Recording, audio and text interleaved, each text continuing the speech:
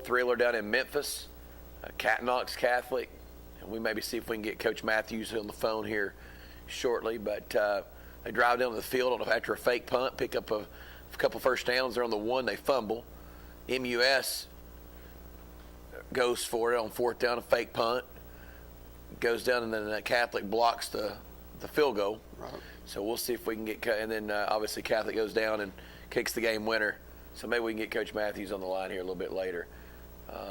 Alcoa goes to Austin East, and if anybody knows anything about the rules, we were told tonight that game went to 6-minute running clock in the second half. That was a 6-minute third quarter and a 6-minute fourth quarter, so that's interesting. I saw on the way in here, I guess it cleared it up a little bit, that they put it to 6 minutes in the second half due to altercations in the first half. Huh. I wonder how the TWSA is going to feel about that, it being a contest in the playoffs and not running full quarters. Yeah, I've never known to shorten a game like that, especially in the playoffs. Now, a regular season could be something a little different, but I've never known them to shorten a game in the playoffs.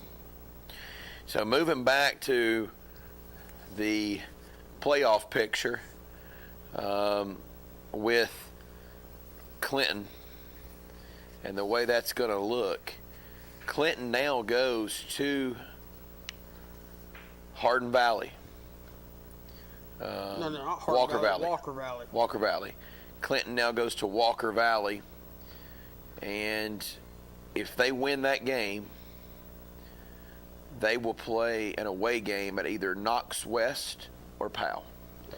And I think Knox West and Powell might be the game of the week next week overall.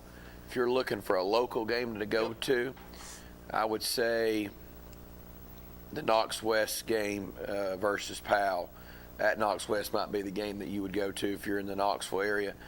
That looks like a pretty good matchup. That's been several years now. Used to be in the semifinals, but now that the repairing happened, it's in the quarters. So it's going to be interesting. I think Oak Ridge tonight probably got shocked a little bit, but I think Clinton's got a chance now to possibly play in the semis. And Michael, I don't know that this playoff picture could be right. Mr. Jones, did you print this off Tito Display? Yes. It shows the home beside Clinton. I don't think that could be possible. Because they're the upper team in the bracket. It shows Clinton right here playing Walker Valley next week at Clinton. I think that just because they don't know the seeding there before that game occurred is my guess. I'm sure somebody could call in, but I have no idea why Walker Valley would have to come to Clinton. Clinton being a 3 seed. Yeah, but didn't they change a while back and go that, this year it's on the east, next year it's on the... I don't know. That's something we'll have to find out. So that'd be interesting to see how that works. But callers 483-8112. We'd like to thank the Free Medical Clinic all year for being a sponsor of the show. If you don't have insurance, need help, Free Medical Clinic's the way to go. They've been awesome to us. They've brought us Buddy's Barbecue up here, and they take good care of us, and they allow us to do what we do on Friday nights. Go ahead, caller. You're on the air. Hey, Jonathan, I heard you talking about where the Clinton game would be. The guys on WYSH were saying the winner of Oak Ridge Clinton would host the game, and that they're saying it's going to be at Clinton because the way that thing's set up. At the third round, it doesn't so much go with seedings as who hosts it. And I think that's kind of the same thing with, it seemed like Anderson County and Greenville were going back and forth who played in the third round. So at least the Walt Stare on WISH is thinking it's going to be in Clinton as well. Well, and it sure looks that way.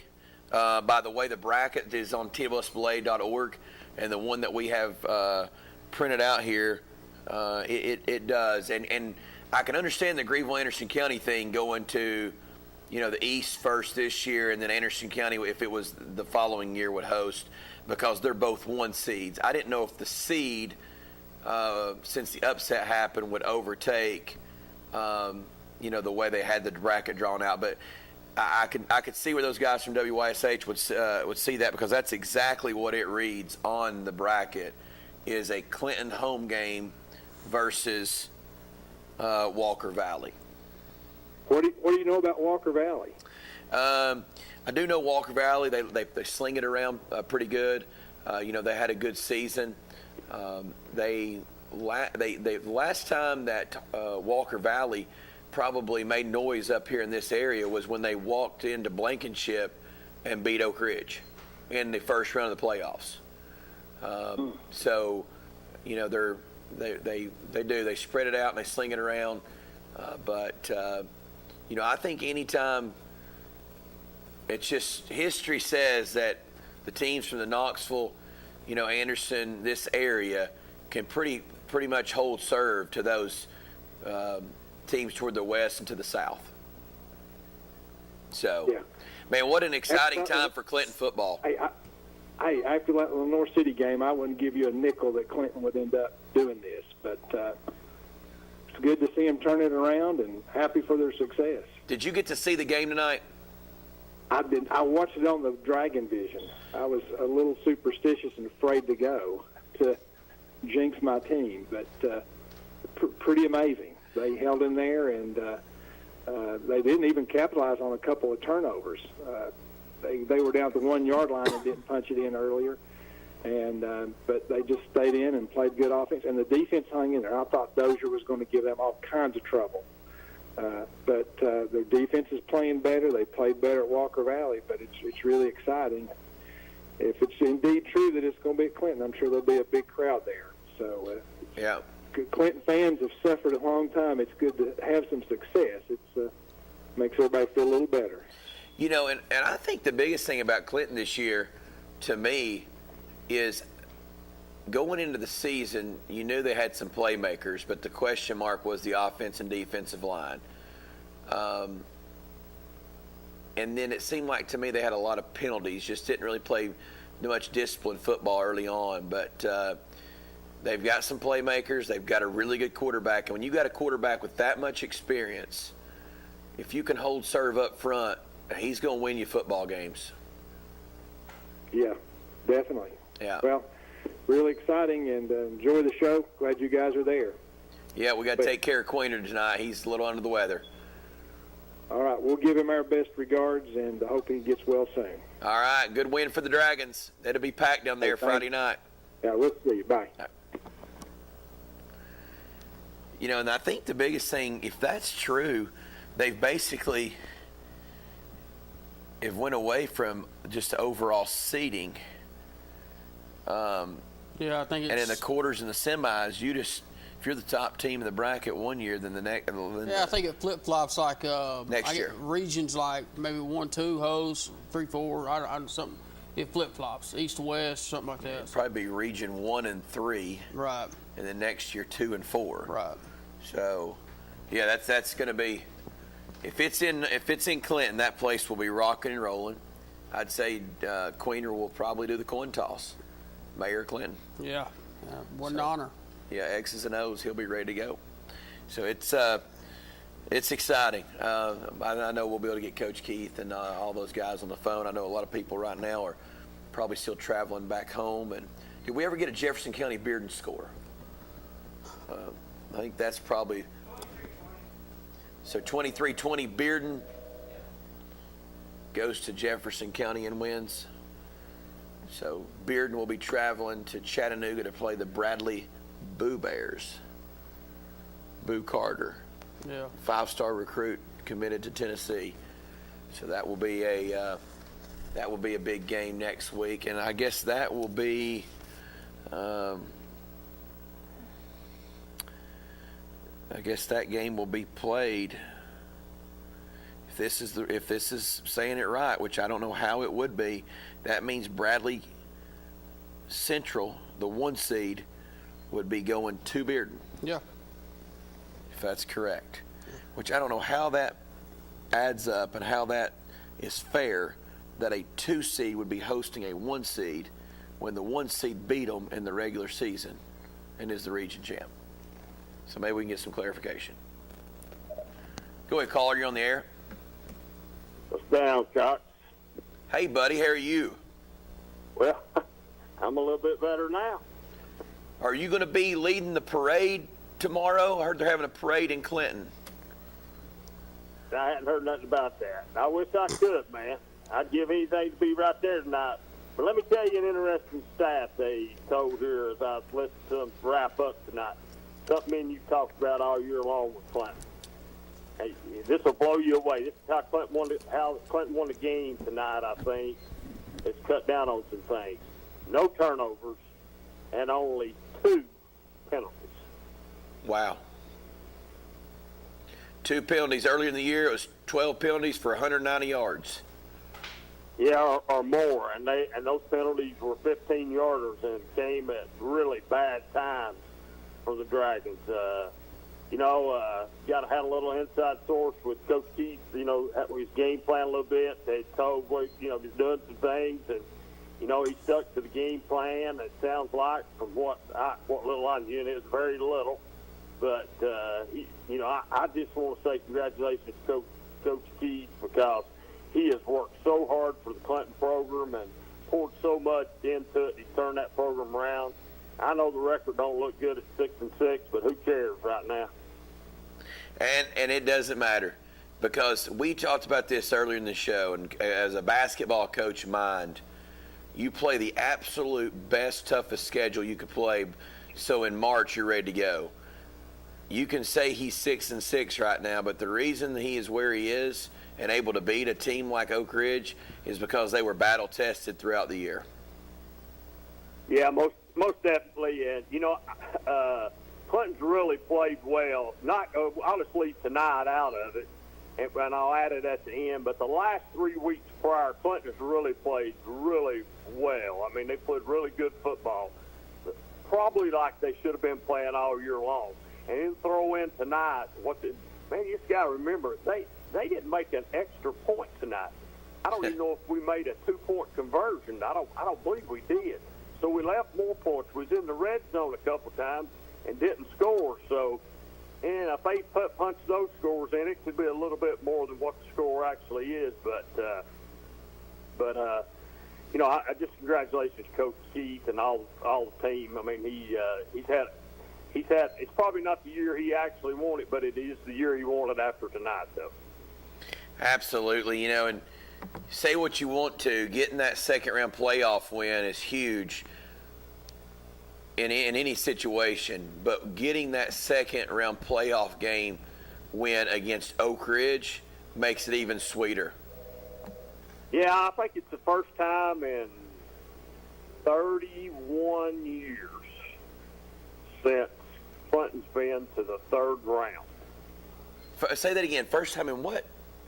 I heard the guys right on the radio tonight. It's the first time in 31 years since Clinton's been to the third round. So does that mean when that was the year? Is that the year they got beat in the state championship game? I think so. So wow. It's the first time in 31 years. This is territory that Clinton's not been in a lot. They've been in the playoffs a bunch, but they've not advanced. Maybe the first round or second round. That's it's been a while since they've been in the second round, I think.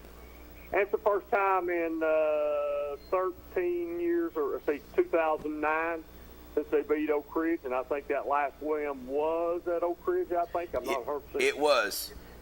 Actually, Coach and I went. Darian Stone. They beat them at Oak Ridge. Yeah, it's the first time they've won that game in 13 years. A lot of things happened tonight. Just Clinton played really good football. Just what I say Clinton's got. We've talked about it all year long, man. Clinton needs to turn down turnovers, get the penalties cut down, play clean football. Because I told Coach Rain last week when I talked to him on the show that there's going to be a lot of athletes on the field Friday night, not just on Oak Ridge's side, on Clinton's side too. Clinton's got some strong kids out there and some good athletes, and it was just a good football game tonight. Yeah, absolutely. It was I say it all the time, and I'm not taking anything away from anyone else, when you've got a quarterback that can win football games for you, it's like having a point guard that can take over a game. It makes it a lot easier.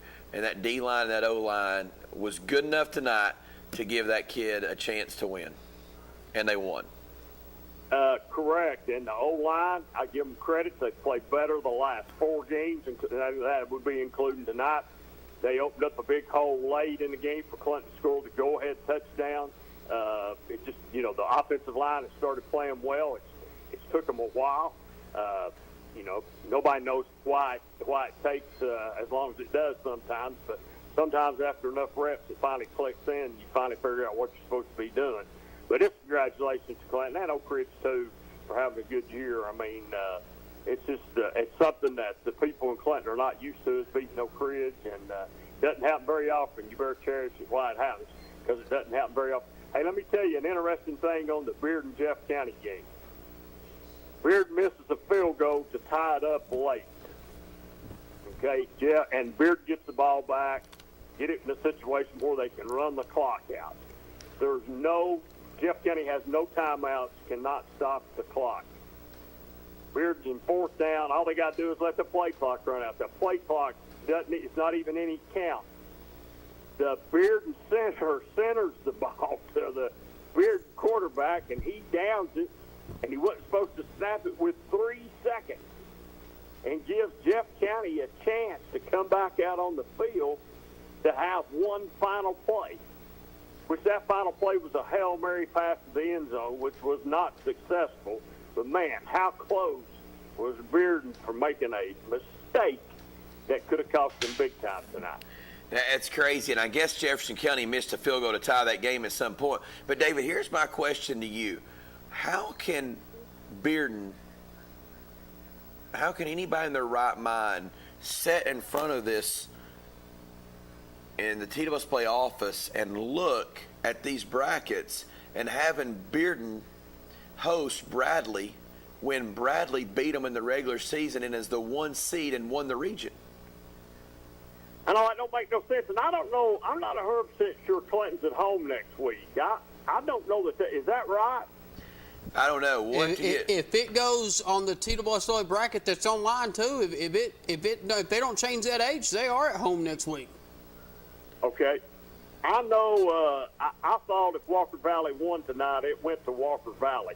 I thought it would have to be Lenore City to come up here, but I'm not for sure, so I don't know nothing about that. But I don't know, Cox. It doesn't make no sense. And listen, I was hoping Jody would be there. Not to understand he's sick like I am, maybe. But yeah.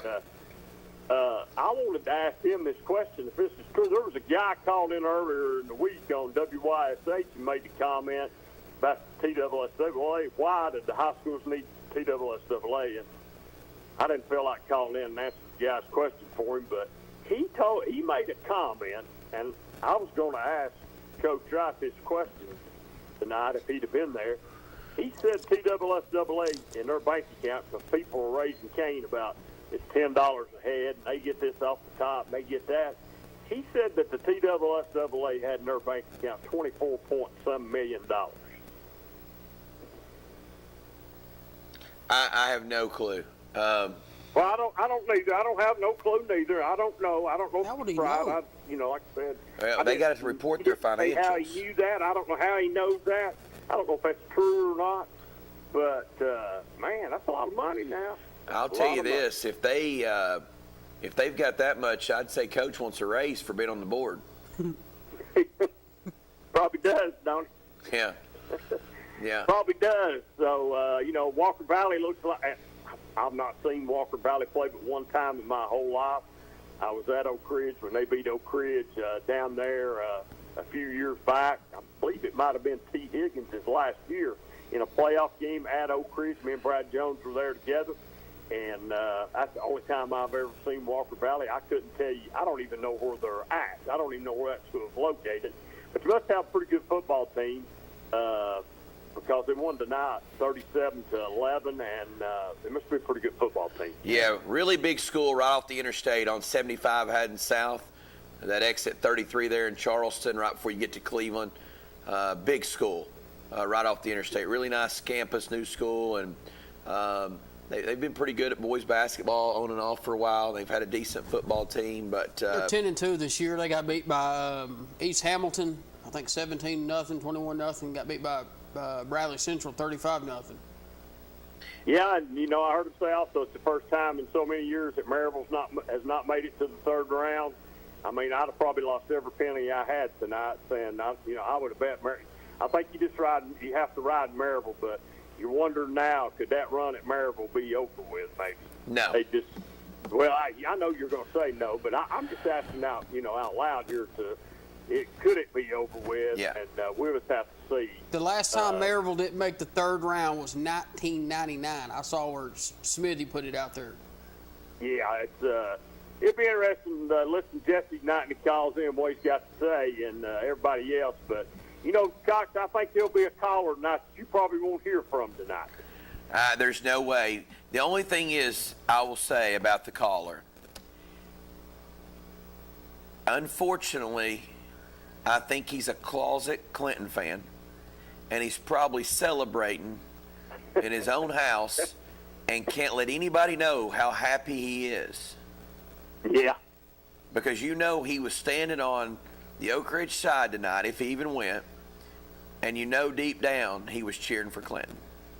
Yep, he was. If he calls in, it'll all be about Clinton. So you guys have a good show, and I'll talk to you later. Buddy. Yeah, and what was his big thing? All the hype? Where's all the hype, Queener? Yeah, where's all the hype? And, he's on me pretty hard last week about it, and because I told Coach Keith, good luck, go win the football game. That was, we've recorded you saying that, and we've done this, and I don't know what little fan base he's got down there. It must be him and just a couple other guys that he hangs with, but I'm sure he won't call in tonight and have anything to say. All the hype. Like I tell him all the time, come on down here and I'll show you what a state championship ring looks like. You tell him tonight all the hype's in Clinton. Okay? Hey, you tell him tonight all the hype's dried up. Yeah, it did. It dried up quickly tonight. And Coach Rain is still not beat Clinton. He's 0-1. Oh gosh, I like it, Derek. So I'll stay off that one. But yeah, maybe Mr. Hypocall. Hey, Queener, get feeling better. We'll see you next Friday. I'm sure now that we got these two, Anderson County and especially if Clinton hosts a playoff, Coalfield hosts a playoff. But the boss man, I'm sure, will make an announcement when he gets in here. But maybe we can do this thing one last time next week. All right, man. I'll listen up there. See you. See you, bud. Go ahead, caller. You're on the air. Coxie, what's going on, brother? Hey, buddy. How are you doing? Doing good. Just got back from Coal Hill Road, a devastating loss at Coalfield for the Tigers tonight. It looked like y'all almost pulled it out. What do they say? I ain't gonna lie, they had us in the first half. It was a tough game for the Tigers, and at the end of the day, Coalfield probably just a better team, and get that hate-filled rematch next week with Oliver Springs. Absolutely. That's going to be a good one. Yeah, that game at Oliver Springs last, 3-4 weeks ago, it's a little bit closer in the first half than I expected. But, man, it's I don't know. It's kind of like it used to be at Alcoa, though, all roads lead to South Pitt. But if you're playing South Pitt the day after Thanksgiving, you're a pretty dang good football team. Yeah, absolutely. And, there's nothing and there's no shame. There's no shame at all in losing to South Pitt in the semis or something like that, because South Pitt just dominates. But how big of a win would it be for Oliver Springs if they somehow were to beat Coalfield? It's kind of like Clinton tonight. It's awesome that they're in the quarterfinals, but it puts icing on the cake when you beat your rival. Man, I bet that was heartbreaking for Queener, and I bet somewhere Sleepy's probably streaking down the Knoxville Strip or something, or Oak Ridge Highway. He's probably pumped tonight. Well, rumor is Sleepy and Anthony have been seen running flags through the middle of Main Street in Glen. And sources say, I heard it on VolQuest. That's right. And if not, we just started that rumor for everybody. That's true. And while I was on hold, I was going to come on here and make a smart comment about Sweetwater. I decided not to. I decided to be a better person. So, here we are. The Yellow Jackets suffered a loss tonight, too. I think they knew going on the road that was going to be a tough matchup for them. But congratulations to them on a good season. Love Coach Pankey and what he means for the Kingston community. So I know they're upset about a loss, but they had a solid season, and a lot of Rome County teams are moving on to basketball. Yep, and this is kind of when it shakes up between those teams that have been kind of fighting and clawing all year and didn't find their identity, and the teams that have kind of dominated all year. And Clinton found their identity and moved on, and a couple of these other teams just run into some teams they couldn't beat. I mean, it's like Anderson County tonight. Anderson County, they could have beat Elizabethton even worse. Oh, yeah. There was nothing easy for Elizabethton all night. I went up there kind of expecting to see a football game, and I mean, Elizabethton's lucky it wasn't 35-0. So now, back to what you mentioned about Clinton, I'm assuming that was supposed to be a win for Oak Ridge. I just don't know much about each team. I know in the past that would have been just an easy win for Oak Ridge. How big of an upset was that game? I think it's the biggest upset right now in the state and public side of football. Oak Ridge. Even going into tonight, that was Oak Ridge's game. That was Oak Ridge's game. I would say if there was a line on that game, I'd say it'd probably been 13 points. So I think it was definitely an Oak Ridge game. You got to think you're talking about a Clinton team that's not played in the quarterfinals since 1991. Ooh, baby.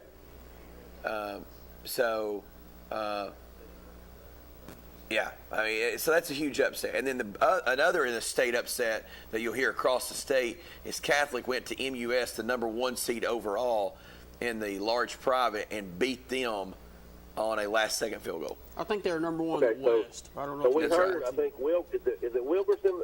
Who calls for Catholic? John Wilkerson, yes. Yes, Wilkerson. Man, I heard it. We were in the car talking, and I heard, this is Catholic football, like on baseball. And it's good. And I couldn't figure out if that was a game-winning field goal or not, but it sure sounded like it. It must have been. It sure was. Hey, brother, have a good one, and maybe the Vols can pull off a win in Missouri tomorrow. All right. See y'all. Thank you, man. Go ahead, caller. You're on the air. Go ahead, caller. You're on the air. Hey, Cox. Hey, buddy. Hey, we did good tonight. I know. Rumor is you and Sleepy are running around Main Street flying Clinton flags. We're going Streaking. How about those Dragons? But them Dragons, it's a rivalry now. It's a rivalry now. Yeah. Hey, it's always been a rivalry. It's just a bigger rivalry now. Well, that was a big-time win by the Dragons. Awesome, awesome to see them come from, that devastating loss against North City. Just didn't look good to winning a second-round playoff game.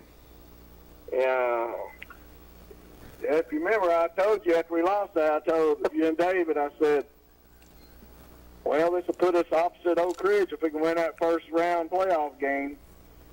3 seed play a 1 seed, play Oak Ridge. I knew it was possible then, and it turned out. But man, these kids, they were so resilient. And we got it down there twice on the goal line, couldn't score, and they just kept playing their hearts out. And wow, he missed that field goal wide right.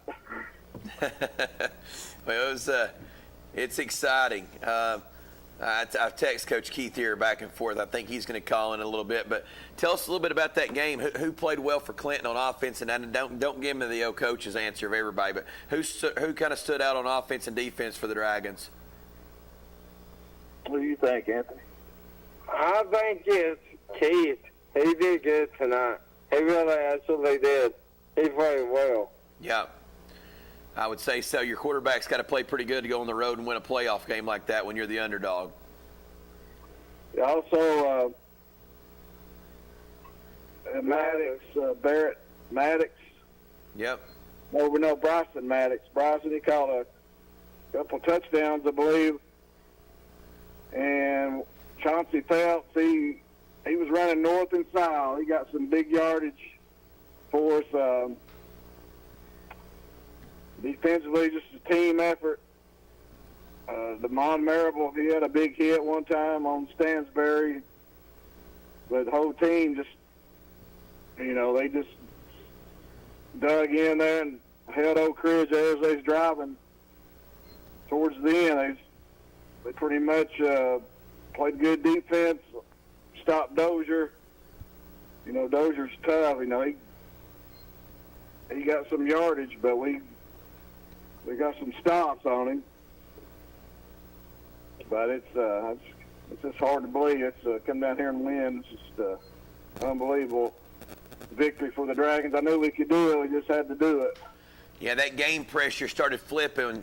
You get that thing 21-20 or 21-18, I think it was, and they got to driving, and the game pressure flips to the to the home team, to the favorite right there, and then you score, and even more game pressure hits a team like that, and obviously we all know that we got a really good sophomore quarterback, but in that situation it's tough. A lot of pressure, and I bet the atmosphere was awesome. It really was. Clinton come out in force tonight. Fans were there. They was behind the team the whole game, and just kept getting louder and louder as the game went. And that last drive, we just got to stop, didn't we, Anthony? Coach, Yes. you think we can beat Walker Valley? Absolutely. Now we're trying to figure out the TWSA bracket actually has you all playing at home next week, but I'm starting to question it because it also has Bradley Central coming up and playing Bearden at Bearden. I don't see how that would be possible because they're both from the same region and Bradley would be the 1 seed. I just got a text from an assistant football coach at Bearden. They're going to Bradley next week. So that makes more sense. Bearden should be going to Bradley, and Clinton should be going to Walker Valley. We'll get Jesse on the air here. We're going to step out. We haven't taken a commercial yet. We've had quite a few calls. So we'll take a commercial break, guys, and we'll come back here shortly with a definite answer on where these games will be played. The Free Medical Clinic of Oak Ridge presents New Year's Eve 2024 Countdown on Sunday, December 31st, 2023 at 9 p.m. to January 1st, 2024 at 1 a.m. Live band, food truck, hot air balloons, sponsored by Tennessee College of Applied Technology, Baird, the City of Oak Ridge, David Coffey, BBB Communication, and Holloway Event Company. Ball drop and fireworks. Come with your friends and family to count down the new year together. Don't miss it. Free to the public. For more information, go to fmcor.org. At Ferris, we want you to get the most out of your time and end each day feeling good. That's why we pioneered exclusive lawnmower suspension technology, allowing for full-speed mowing, even over the roughest terrain. Grow your business by getting more done in less time with Ferris. Ferris. Work hard, feel good. Found exclusively at independent Ferris dealers. Here we go, Billy. Swing hard. As your local agent, I know you. I know every Saturday your son Billy plays Little League. We sponsor his team. And we know you love parking way too close to the field. That's why we tailor a unique policy for you and your car. Because sometimes something from out of left field can literally come from out of left field. That's simple human sense. Ask Griffin Insurance Agency in Kingston if auto owners make sense for you.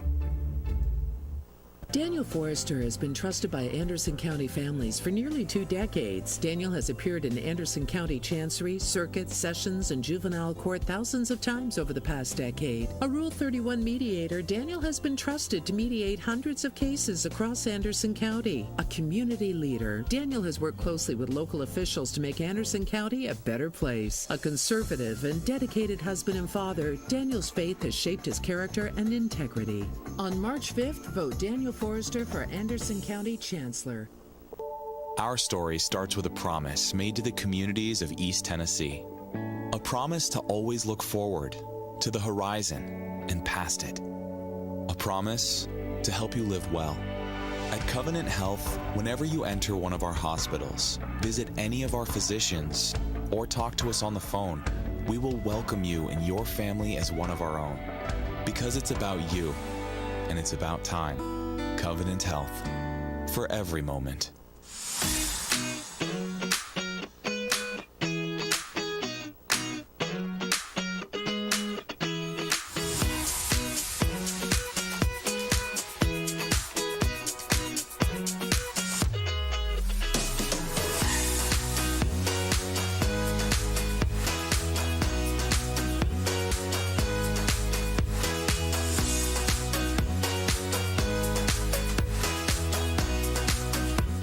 On-site care in Kingston is accepting new patients. Nurse practitioner Candace Templeton has over 25 years of healthcare experience in offering management of chronic care conditions. On-site care offers free sports physicals for established patients. Plus, on-site care offers hormone replacement therapy with compounded pellets. And now on-site care welcomes Darren Wright, a board-certified family nurse practitioner who will be accepting new patients. Call 865-285-9588 to schedule an appointment at On-Site Care.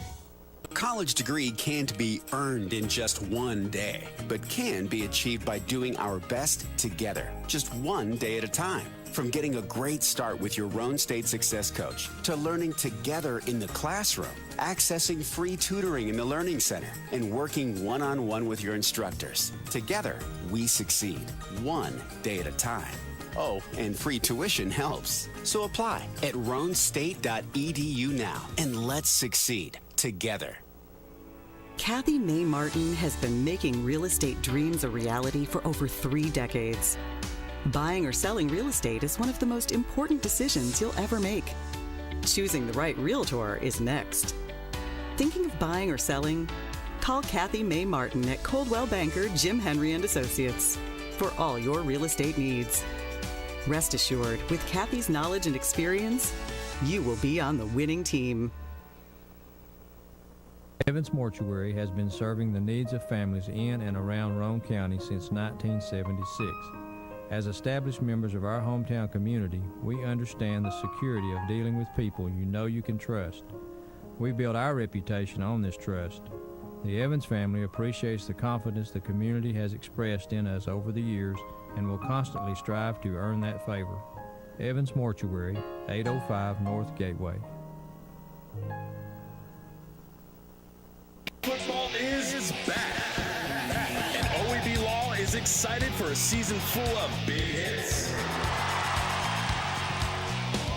perfect plays, and those nail-biting near misses.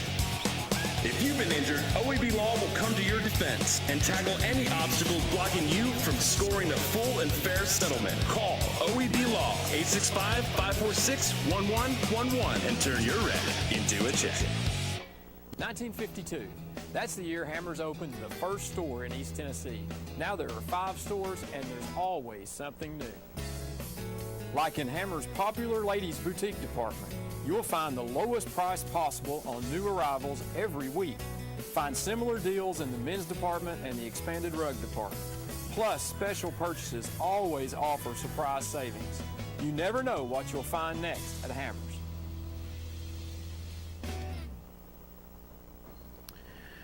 Welcome back to the free medical clinic Friday night scoreboard. Co-host tonight, Michael Hayes, comes over from the North Knoxville area and brings absolutely nothing to the table. So welcome to the show, Michael. So we've tried to get a little bit of clarification during the break. We've heard 2 different things. What we think is correct is the top team in the bracket for the quarterfinals and the semifinals host a host a home playoff game. For example, in the playoff game, quarterfinal, Oliver Springs would be the top team in the bracket, Cofield would be the bottom team.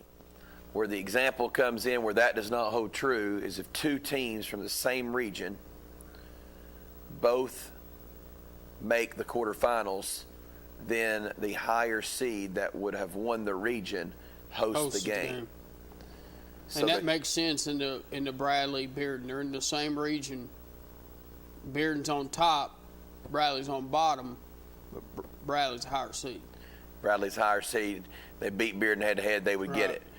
The other example would be Clinton is the top team, Walker Valley's the bottom team. They are not in the same region, so therefore Walker Valley would be coming to Clinton. And that's the best clarification we have been able to receive so far. And if you were on hold during our commercial break, you can call us back. I know our lines were lighting up. You can call us back and we'll talk. But that's the best.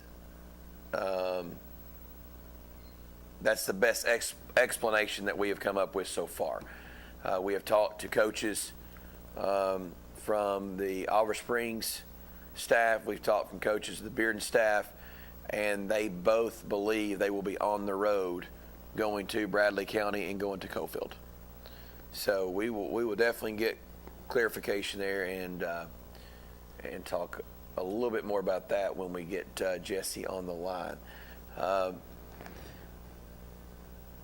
Let's talk a little bit about next week while we have a few minutes here. Anderson County goes to Greenville. You watched Anderson County play tonight. You know the score of the Greenville-Elizabethton game. You've watched Elizabethton a little bit. What would be your overall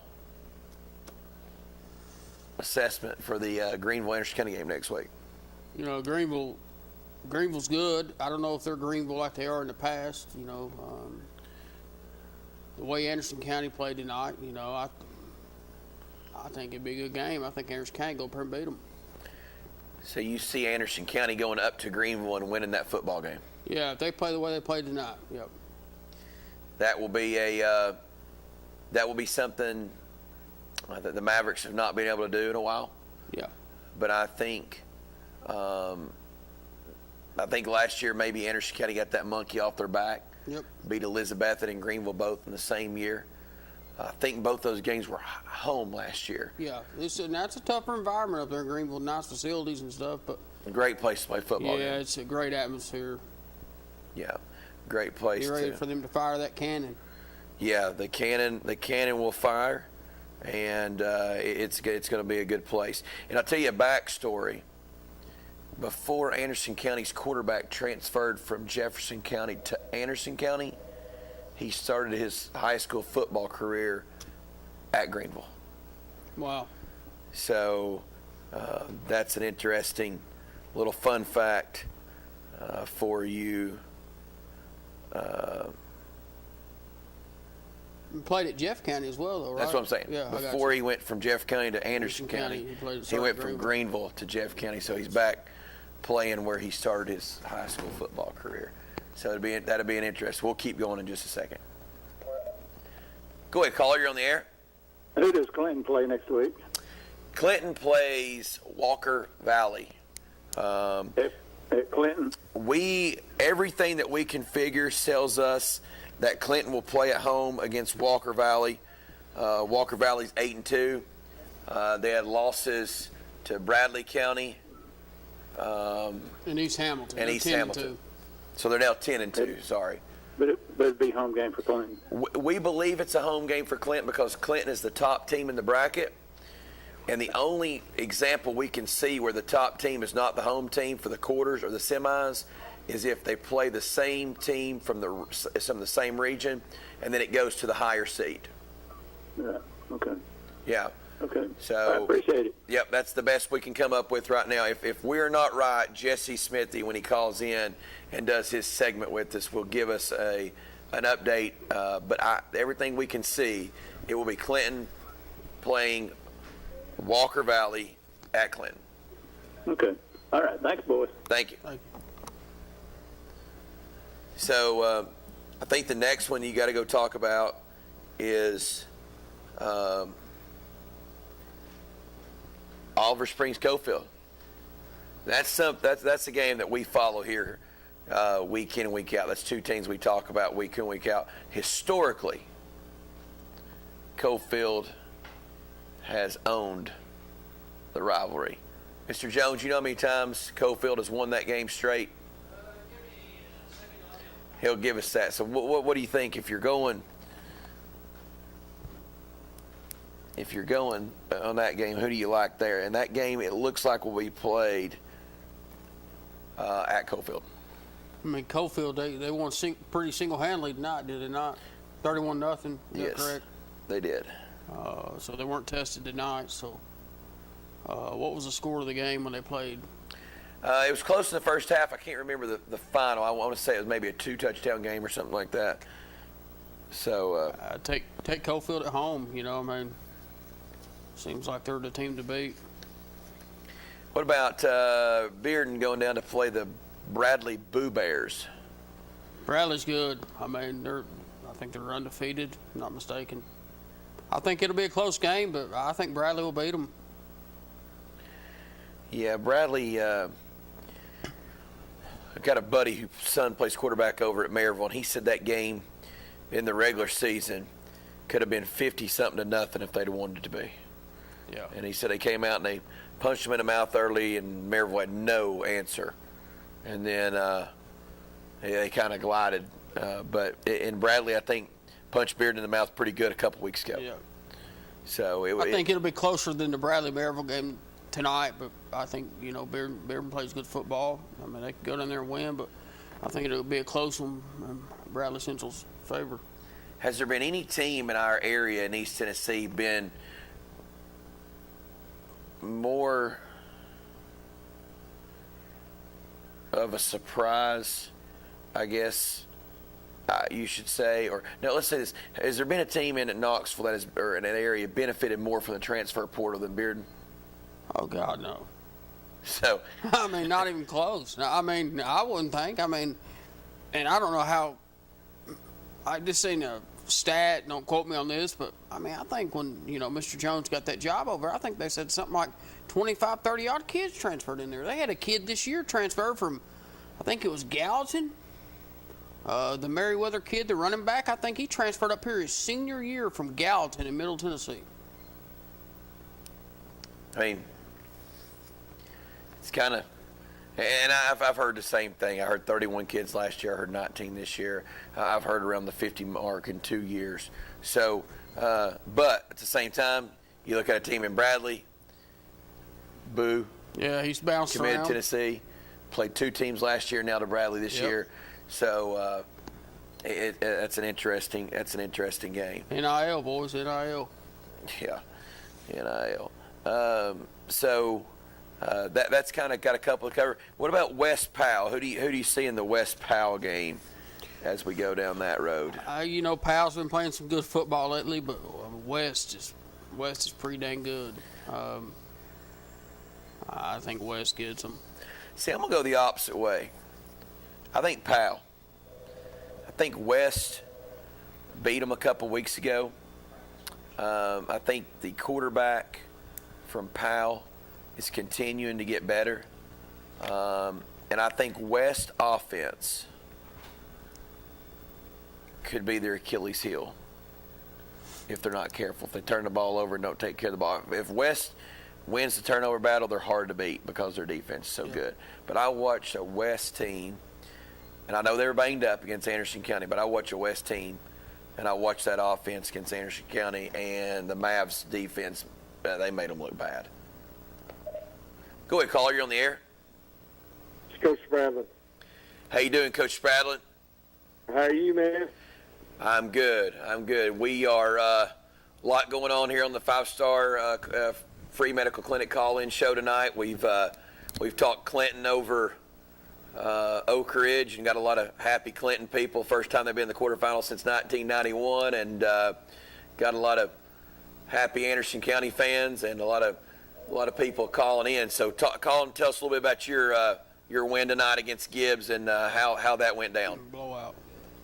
It's a big win for us, obviously, in the second round when you can hold somebody, a really good offensive football team to no points. We're excited about that. A game with there's quite a few personal fouls in that thing when it get a little ugly there at times. But really proud of how we played on both sides of the football. Had 42 points, 466 yards of offense. So a big night for our football team. Gotcha. Yeah, it was at Anderson County tonight. Obviously, you know the result, and you've got Anderson County coming up there next week. Talk a little bit about that rivalry and that game and kind of the history of how this is developed and a little bit about the atmosphere, what's going to be like next week in Greenville for the people that will not be coming up that way. I mean, it's going to be a state championship type game, just like it is every year that we've played in the quarterfinals. I don't care if it's, when Greenville and Elizabethton or Greenville and Anderson County are playing, or Anderson County and Elizabethton. If one of us three are playing each other in the third round, it's going to be a state championship type environment, type game. It's going to be two of the best teams in the state of Tennessee, for sure, in this side of the state of Tennessee, playing each other in 4A. Absolutely, and two really good football programs for a long time, Coach. You've been at Greenville for a while, and talk about the expectation and the standard of your program. We're at the point where I've been here for this is going on to year 17. We played for 5 state championships. We've won 4. Coach Ballard did a tremendous job of setting the standard here. What kind of guy wants to come in here after him? Live up to these expectations around here. But, it's a situation that, everybody expects you to be a winner. You're going to have to play in these type games and go either way. We're sitting here undefeated at this point, back-to-back. We're 3-time region champs, 3 times 10-plus wins. But, it comes down, you're going to be judged how you do in this ball game. None of that other stuff matters. Well, it's it's what have you done for me now? But the mark that you've set for Greenville football, and you've continued to be a long-lasting standard in that program. People will never forget that, and we appreciate you supporting us, and we appreciate all you do. And good luck as you prepare, and good luck next Friday night. Appreciate it, man. You can't say enough for what y'all do for high school athletics. Especially football in East Tennessee. That's what everybody wants to see is big-time matchups, and y'all do your best to give everybody the best coverage you can. And, that people's not always going to agree with how things go, but you couldn't ask for better than what y'all do, man. Appreciate y'all. Hey, I appreciate you, and I guess your Panthers are going to West next week, so we'll try to hold everybody down here. Hey, Devils, man. That's right. All right, Coach. Have a good one, buddy. All right, man. Thanks. All right, take care. Mr. Smithy. How are y'all tonight? Well, we're searching for answers. Without Queener, we don't know which way to turn and where to go. I'm surprised y'all made it this long. Yeah, they taught me how to answer the phone about 30 seconds before the show started, so we're surviving. Yeah. I'm glad y'all are still kicking. It's been a crazy night. I'm sure, I don't know how many calls you've had from Oak Ridge tonight, but that's been probably the outcome tonight that still kind of perplexes me. And I know Clinton has played them close last year and again this year. But, man, when you see the bracket and how it could have really played out for Oak Ridge and how open 5A is in the top half of this bracket, I mean, they're going to kick themselves over this loss for quite some time. It's not going to be easy to get over. And you're saying that because if Oak Ridge wins that game, it looks like they have a quarterfinal matchup versus Walker Valley and then a possible Powell West matchup to go to another state championship. Is that where you're kind of leading with that? Yeah, I mean, yes, Powell is good. Yes, West is good. Yes, Walker Valley is good. But nobody in this top half of the 5A bracket is just head and shoulders above the other. All of them have their weaknesses. I watched the West High School tonight, and their offense still isn't moving. Powell is still inexperienced at the quarterback position, even though Deuce Rogers is getting better. Yeah, He's still a sophomore, and there's just Walker Valley's never really been in this position. They've never really won in the late rounds of the playoffs, so it could have happened for Oak Ridge. I'm not saying they would have won a state championship, but they could have at least made it there. And this is one of those gut punch losses for that program. That's honestly, it's not as bad as the 05 championship game, but it's going to hurt for a while. Yeah, absolutely. And for a Clinton fan, I mean, what a way to enter the quarterfinals for the first time we heard since 1991. Yeah, I haven't been able to dig through the history to see the last time, so I'm going to take your word for it. But and just years of frustration, years of futility under Coach Keith. Do you think of all the late season losses that kept him from even making the playoffs? And to now get in the playoffs and make good on it on his son's kind of last go-around through high school football, that's a feel-good story on its own. But for that community to see this and to get a win over its arch rival and move on to the state quarterfinals, it's a storybook for them. We'll have video from Tanner Walker of that game. He had the video last week down in McMinn County with Coach Keith getting the Gatorade bath and just celebrating into the camera lens. So I cannot wait to see what it's going to look like this Friday night when he turns that video in. We might need to get some sponsorship money and to make sure Tanner makes it down to Walker Valley next week. It sounds like Tanner might be the guy they need. Yeah, I mean, it could be, and he might be the good luck charm for that program. Who knows? But there's always seems to be some type of Cinderella that emerges every postseason, and right now, out of our area, that's Clinton. Yeah, and it's a good story. You know, Jesse, they played a great schedule. You said that standing up at Carson Newman. He's like, I just don't know if they can survive this schedule, but if they do, they'll be ready to play in the postseason. I think that kind of held true. Well, that's always the old adage, right? You play a beefed-up schedule, and coaches will tell you, hey, this is going to make us better by playing the big boys, and sometimes that works in your favor, but other times it can leave you beat up and injury-riddled and just everything. So it worked in Clinton's favor this time. You saw it at the end of the regular season. They started piecing wins together, and now they've got a nice little, 4-game win streak going? Yep. So we'll see if they can parlay that into another win next week. You brought up community, and I was going to ask you, and then I got sidetracked here. Will that game be in Clinton? Yes. So in odd number of years, once you get to the quarterfinals, the top team in each little section of the bracket hosts. So even though Walker Valley was a higher seed, it's still the top part of the bracket. It's hard to explain. It's just how it's configured. The top team will host unless they're from the same region, in which the higher seeded team from that region would host. But Clinton and Walker Valley are not in the same region, so Clinton will actually get to host that playoff game next week, I believe. So Bradley. So you did clarify, because that's what we had tried to figure out, and it looked like the top team in the bracket would host unless they're from the same region, and if they're from the same region, it goes to the higher seeds home field advantage. Yeah. So say Lenore City had won. Lenore City's in Region 3 with Clinton. So then Lenore City would be hosting next week instead of Clinton. But since Clinton and Walker Valley are from opposing regions, it will be the Region 3 team's turn to host this year, and that will be Clinton. And, for example, Coalfield will be hosting Oliver Springs. Bearden will be traveling to Bradley County. Yeah.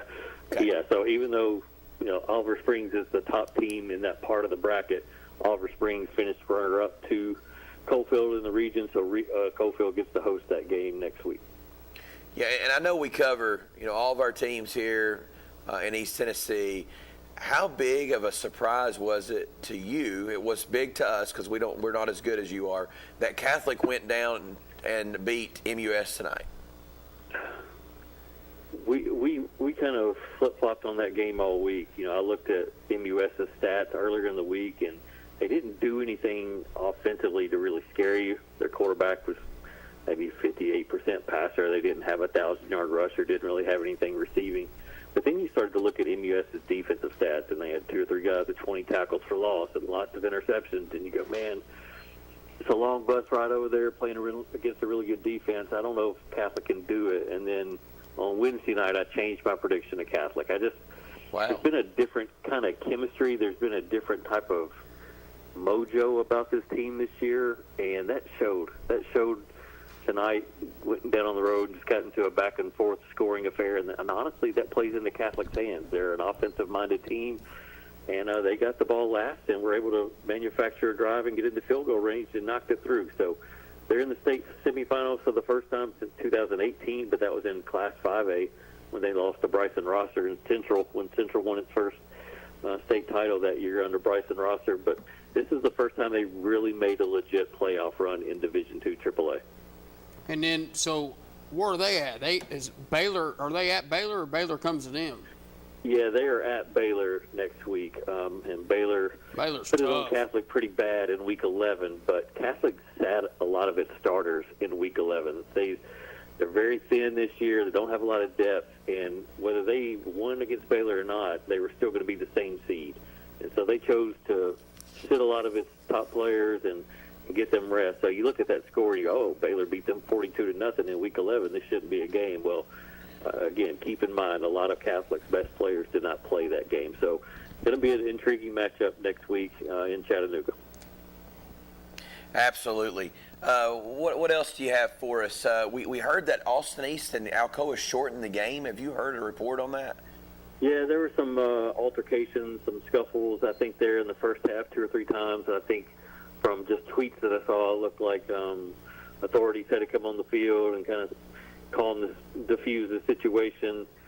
And at that point at halftime, it was 41-6. There was going to be a running clock anyway, and I think all parties just agreed to kind of have 6-minute quarters, I think, in the second half and just kind of get that game over with. Kind of an ugly situation. You don't want to see that in the playoffs, and for a program like Alcoa, you don't want your players involved with that at all, because, I mean, all it takes is being in the wrong place at the wrong time when something like that happens and you lose 1 or 2 of your best players for an ejection or something like that. So I don't think anybody from Alcoa got ejected. I'll have to follow up with that on Monday with the TSSAA, but all signs still point to them being full strength going into that game next week against Gatlinburg-Pittman. What's the ruling on that? I wonder with the state. Like, I didn't think it could lessen the game. Like, I don't know.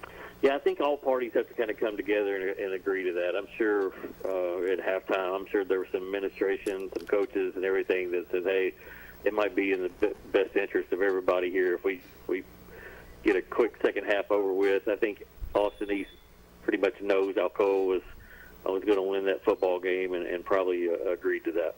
Gotcha. Totally understand. Yeah, you don't want to lose players in the postseason because of anything crazy, and I think Alcoa probably has a pretty good paved path to the state championship, so it's you don't want anything crazy to happen. Exactly. Yeah. But having everything else that's still out there, Maryville losing tonight was, I think we expected Bradley Central to win, but it's still a shock to not see Maryville at least make the state semifinals. I've said it on this show a number of times, but they've made it to the semifinals 23 consecutive years until this year. And just think about that. 23 consecutive years you've at least made it to the semifinals or beyond. And that run of domination came to an end tonight with a second-round loss. So been since 1999 since Maryville didn't make it to the semifinals, and we'll see if they can, in the offseason, hit a hard reset and try to find a way to get back into relevance again. You said 1999 semifinals. Is that correct? Yes, they did not make the semifinals in 99. They made it to the quarterfinals that year. I believe they lost to Central that year. And then, of course, in 2000, they started off 0-4, but still ran the table and won the state championship. And that kind of kick-started the whole dominance under George Quarles. Jesse, what do you see next week here locally? If you were giving fans a couple of games, this time of year, people still want to see good high school football, but it's hard to drive 2 hours or something to catch a game because of the 7 o'clock start time.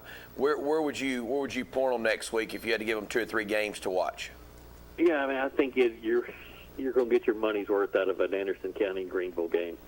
The drama between those two teams historically, really over the last 6 or 7 years, it just goes deep. It runs deep, and there's kind of a low-key hatred between those two programs. I think there's respect, but they're also just a little, they kind of get under each other's skin a little bit. So that one, you can't go wrong with that. You're going to feel a little bit of electricity in the stadium, a little tension in the stadium all night long, and so whether you have a dog in that fight or not, I'd recommend going to that game. Coalfield Oliver Springs is a really good rivalry game, and to get it in the postseason again, that was a close game in the regular season. I think Coalfield edged them by a single score. I think it was 20-14 or 20-13, something like that. That's definitely one you could go to if you like small town football and communities that just hang on every play. I definitely recommend those 2 games. And then, of course, Powell and West. I mean, look at what they did last year in the state semifinals, just drama all the way down to the final second. His game went to overtime this year in the regular season. There was a PAT that was missed by Powell. So, man, you got a lot of good choices next week. I love the state quarterfinal round. Well, Hayes says there's one way he'll go to the Greenville game. Okay. All right. If he can ride up there with you. Well, let's see if I make it up there or not. I haven't decided which game I'm going to go to. I usually have to kind of stay close to home just because of all the responsibilities I have once games go final. So we'll see if I make it up there or not. He's full of it. Might have to. I need the PJ. I need the helicopter to get up there, the company helicopter. Well, maybe the play is if it's pretty, you get 18 in at the Virginia, you swing down and watch the first half, and then you head on home. We'll see if I can find a connection up there somehow. Yeah. Call me if you know somebody. I'm sitting next to one. Well, Jesse, we appreciate you. I've missed you the last couple of weeks. David's out sick this week, and we're trying to hold the fort down. We appreciate what all you do. We were trying to figure out the situation with the home field advantage. We've had, like you said, quite a few phone calls. We got a guy that calls every week and says he's tired of hearing about the Clinton hype. He's an Oak Ridge fan, and he hasn't called this week. Yeah. That's, like I said, that one's going to sting for a while. That's not going to be easy to stomach. Absolutely. Well, buddy, have a good one. We had Ace Sprout on here a minute ago, and he kind of echoed what you said. Hey, this is going to be like a state championship caliber football game next week in Greenville, and we're excited to play the football game. So kind of what you said, but I'm going to hop off here. I'll let you get to work, and you have a good weekend, buddy. All right, guys. Appreciate it. All right, see you this coming week. Go ahead, caller. You have a good weekend, buddy. Sorry, guys. Go ahead, caller. You're on the air. Hey, Jonathan Cox. Yes, sir. Buddy, I hate your old buddy Quater's out with you tonight there. He's got COVID or something or other. And I was under the assumption there talking with BB Bad this morning there that maybe you're going to have the Fulton guy there tonight with you. Yeah, I was going to have my sidekick there with me, and then he ended up not making it today to practice or school, and then obviously he's not here tonight. And Coach Black and Michael and I went to the game, and then headed down to the show. So we went and watched Anderson County play. But big win for your Dragons. Oh yes, absolutely. That's kind of incredible. They actually had a chance there to tighten that score up, and on the early fourth quarters there with the ball inside the 5 there, and it wasn't able to punch it in, but they got it done when it come down to the time to get it done there. So I got a big congratulations out to the Clinton High School Dragons there into the 3rd round there. How about the Mavs? How'd they play tonight, Jonathan? Mavs played good. Davey's calling here in about 2 minutes, but I think the biggest thing, the story I take away, is if you're an Anderson County fan and if you watch the Greenville Elizabethan game and you go look at the stats for that game and then you watched your Mavericks play tonight, against Elizabeth, and I think you feel pretty good heading up 81 tomorrow or next Friday. I think Greenville's good. Obviously, they were them and Alcoa. I wish that game would have been finished. That was about to be just a good old-fashioned football game, but it got rained out there, with the storms. But I think Anderson County probably feels pretty good heading up the way to go play that football game. That was the least athletic Elizabethan team I've watched play Anderson County. I've watched them play a couple times. Seems they always bring a running back or a quarterback or a wide receiver down that's, a special talent. But I thought Anderson County was better up front, and I thought Anderson County was better, more athletic and just more explosive than Elizabethan was tonight. Who was their coach, Jonathan, there for Elizabethan? Yeah, we talked. Michael and I and Robbie talked to him for the game. Sean Witten, Jason Witten's brother. Jason Witten's brother. Absolutely. Sean played corner back at Virginia Tech and took that program over. I think he's won 2 state championships, played for a third. I think it was runner-up one year. But you can tell he demands the sideline. Oh, man, he worked those officials hard, man. He was all over them. He went like every call, like we're in college or something. Yeah, he demands the sideline. But he also, and I was going more, Michael's always about the officials. I was even going more to his players. I mean, the respect level that the kid showed for him and his assistants. He had a kid spike the ball, and I was glad I was standing over there because I got to hear good old butt chewing out of that. Absolutely, that's a good coach right there. Yeah. But I hate that David wasn't able to make it down there tonight. There, he acted like he was. If he could have been there, he wanted to hear that Oak Ridge caller there that's been giving him some struggles down the road here the last 2 or 3 weeks. Yeah, absolutely. He would have been all over. Well, Mike, we're going to take Coach Gillum's call. We appreciate you call. Call back in a little bit. We want to hear what you think about the Missouri ball game tomorrow. Okay. Thank you, guys. Yes, sir. All righty, bye. Go ahead, caller. You're on the air. Yes, this is Coach Gillum. How you doing, Coach? Doing well. How about you all? We're doing good. Got to come up and watch the Mavs play tonight. Awesome atmosphere as always, and big win. Kids played well. Yeah, really, just great effort from all the kids. Played physical. These type games, 2 good teams going at it. It's people make plays, and those plays can be the difference in winning and losing. And we played hard all game, played physical all game. I thought we were clearly the more physical team, but we had kids like Zay Hall and Dalen Cole and Moog make plays at pivotal times, really to separate us on the scoreboard. But really, just I thought our kids played lights out tonight. Talk about your defense. It seemed like the entire third quarter was played inside their 40-yard line. It was, and it started in the 40, but a lot of it was played inside the 10, and I don't think we could have played much better. It was penalties that got them down there, and penalties eventually is what got them in the end zone. I'm not a complain about the rest top guy. We held them on 4th down on a pass play, or they wouldn't have scored at all, and they called pass interference and got the ball in the next play. I don't say that to just knock the ref, but it was clearly not pass interference, and I say that because, man, our defense just was relentless down there. I do not think they'd ever got it in the end zone without the refs and some calls, and we definitely earned some calls. I thought the late hit on the quarterback that got him a first down was, legit. It wasn't flagrant, but definitely was a callable thing. But that couple of those down there on the goal line that gave them a new set of downs was very questionable. Yeah, and that's the whole thing. Mr. Downs called me and he said, "Was that pass interference?" I said, "Well, it didn't look like it from over here." But we talked about it earlier in the show about Coach Witt, the respect he has from his players and, just how that sideline was ran. But, man, that sideline was working those officials like I've never seen. Hardcore working them. every play. That's a hole. I mean, it was every single play.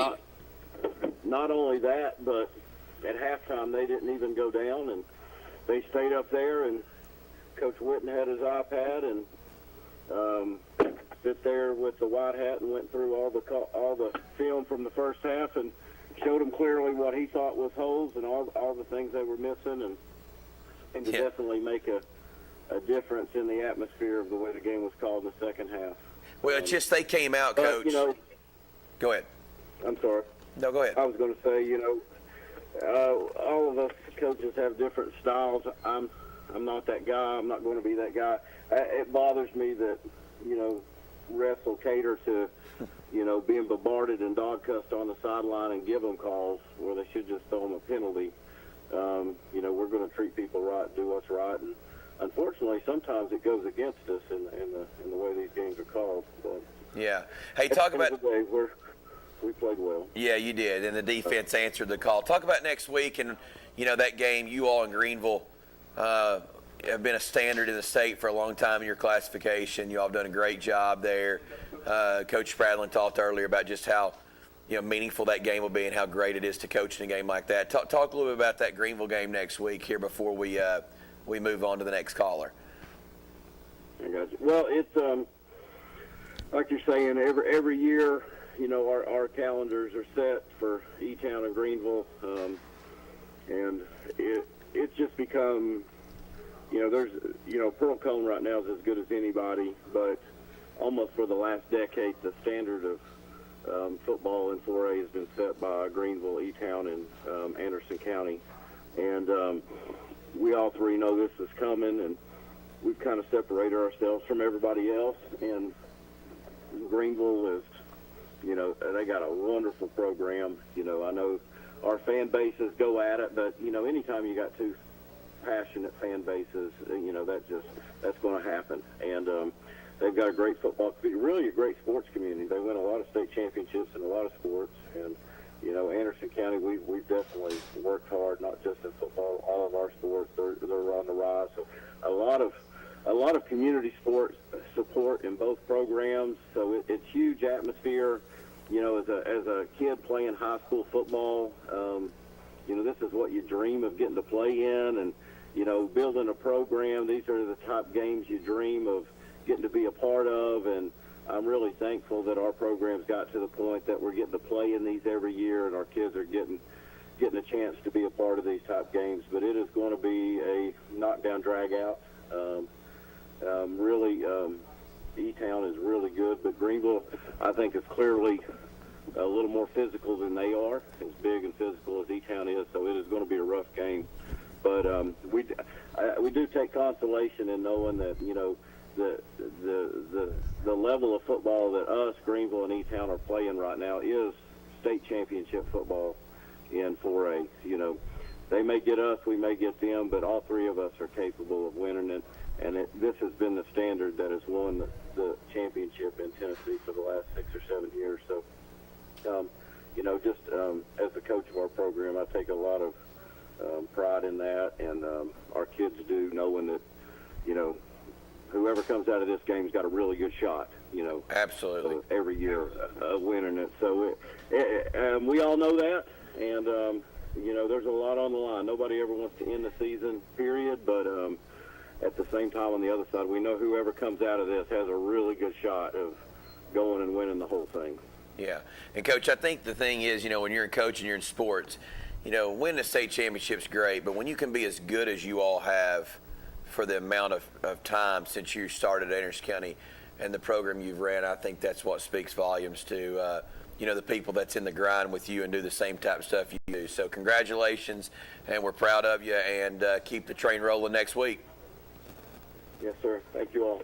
Thank you, Davey. All right. Go ahead, caller. You're on the air. Yeah. How you doing?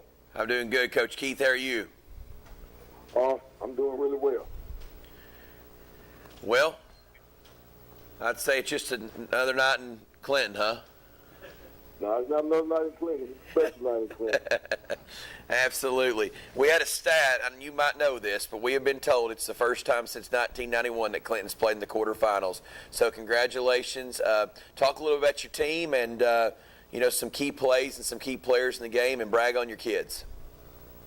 Well, I'll tell you this. I think the most impressive thing to me was our ability to overcome adversity. I mean, I was very disappointed that we gave the touchdown on the kickoff.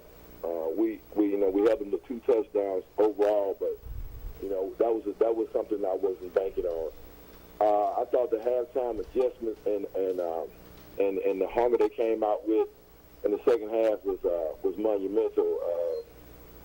I was a little perplexed that we were inside the 3 twice and didn't score. That I got a little worried at that point. But I thought defensively, Red Severs, DeMar Marable, Chauncey Phelps, and Jason Graham played really well. Keeping Dozier at bay. I mean, he was going to get his, but we corralled him enough where he was not as effective as he was in the first encounter we had with them in the season. I thought Josh Keith played lights out. I think he carried the offense throughout the duration of the game with his legs and his arm. I thought the receivers caught the ball really well. When we needed to make a big play, we made it. And I think that Clinton has turned the corner and exercised some demons. I'm sorry to talk you to death. No, hey, it's exciting. I'm excited for you. And when you get excited and I know what it's like as a coach. You're so excited for your kids and the staff that you've put together. That's a lot of hard work, a lot of hours put in, and to see you win a game in the second round of the playoffs is awesome. But when you beat your rival, to do so, it makes it that much sweeter. So now we've been told, and you can probably confirm this, that game against Walker Valley Friday night will be in Clinton. I seen on the bracket it said that it's going to be in Walker Valley, so I can't clarify that yet, but I hope it's in Clinton. Well, Jesse knows more than I do, and when he called in earlier, he said that the top team in the bracket played at home unless it's 2 teams from the same region, so that doesn't work with you all. So unless he's wrong, you all should be playing at home next week against Walker Valley. Coach, that'll be great. TWSAA has updated their brackets online on their state site. Clinton is at home next week against Walker Valley. Well, thank you very much. I mean, the news just keeps getting better and better and better. I'm going to sleep real good tonight. Well, you do so, and give Queener a hard time. He skipped out on the show tonight, and we've been taking grief from an Oak Ridge caller all year, and that guy hadn't called yet, Coach. So maybe we'll talk to him. Maybe we'll talk to him here a little bit later. Maybe. Good luck on that one. Hey, Coach, congratulations, and Clinton will be rocking and rolling next Friday night. Good luck to you. Thank you so much. Yes, sir. Bye-bye.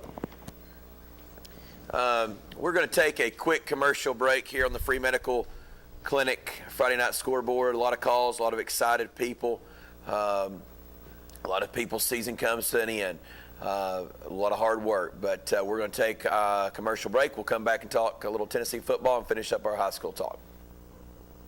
Football is back, and OAB Law is excited for a season full of big hits and those nail-biting near misses. If you've been injured, OAB Law will come to your defense. Call OAB Law and turn your wreck into a check. The Free Medical Clinic of Oak Ridge presents New Year's Eve 2024 Countdown on Sunday, December 31st, 2023 at 9 p.m. to January 1st, 2024 at 1 a.m. Live band, food trucks, hot air balloons, sponsored by Tennessee College of Applied Technology, Baird, the City of Oak Ridge, David Coffey, BBB Communications, and Holloway Event Company. Ball drop and fireworks. Come with your friends and family to count down the new year together. Don't miss it. Free to the public. For more information, go to fmcor.org. Our story starts with a promise made to the communities of East Tennessee. A promise to always look forward, to the horizon, and past it. A promise to help you live well. At Covenant Health, whenever you enter one of our hospitals, visit any of our physicians, or talk to us on the phone, we will welcome you and your family as one of our own. Because it's about you, and it's about time. Covenant Health. For every moment. A college degree can't be earned in just one day, but can be achieved by doing our best together, just one day at a time. From getting a great start with your Roan State Success Coach, to learning together in the classroom, accessing free tutoring in the Learning Center, and working one-on-one with your instructors. Together, we succeed, one day at a time. Oh, and free tuition helps. So apply at roanstate.edu now, and let's succeed together.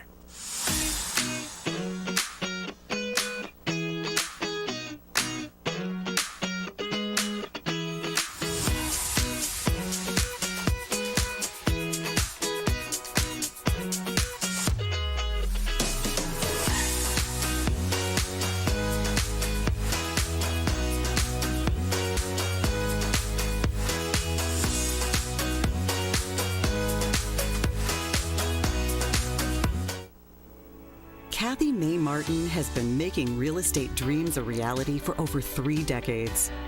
Buying or selling real estate is one of the most important decisions you'll ever make.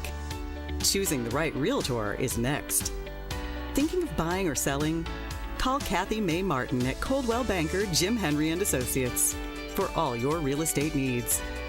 Rest assured, with Kathy's knowledge and experience, you will be on the winning team. Make this spring all about enjoying the experience. When you ride on your new Ferris commercial mower featuring patented suspension technology, you'll have more than freshly manicured grass. You'll experience productivity and comfort like never before. And because you won't be slowing down for those rough spots, you'll mow more lawn in less time. Ferris, experience suspension. S.L. Bowman & Sons, 524 North Front Street in Rockwood. On-Site Care in Kingston is accepting new patients. Nurse practitioner Candace Templeton has over 25 years of healthcare experience in offering management of chronic care conditions. On-Site Care offers free sports physicals for established patients. Plus, On-Site Care offers hormone replacement therapy with compounded pellets. And now On-Site Care welcomes Darren Wright, a board-certified family nurse practitioner who will be accepting new patients. Call 865-285-9588 to schedule an appointment at On-Site Care. Here we go, Billy. Swing hard. As your local agent, I know you. I know every Saturday your son Billy plays Little League. We sponsor his team. And we know you love parking way too close to the field. That's why we tailor a unique policy for you and your car. Because sometimes something from out of left field can literally come from out of left field. That's simple human sense. Ask Griffin Insurance Agency in Kingston if auto owners make sense for you.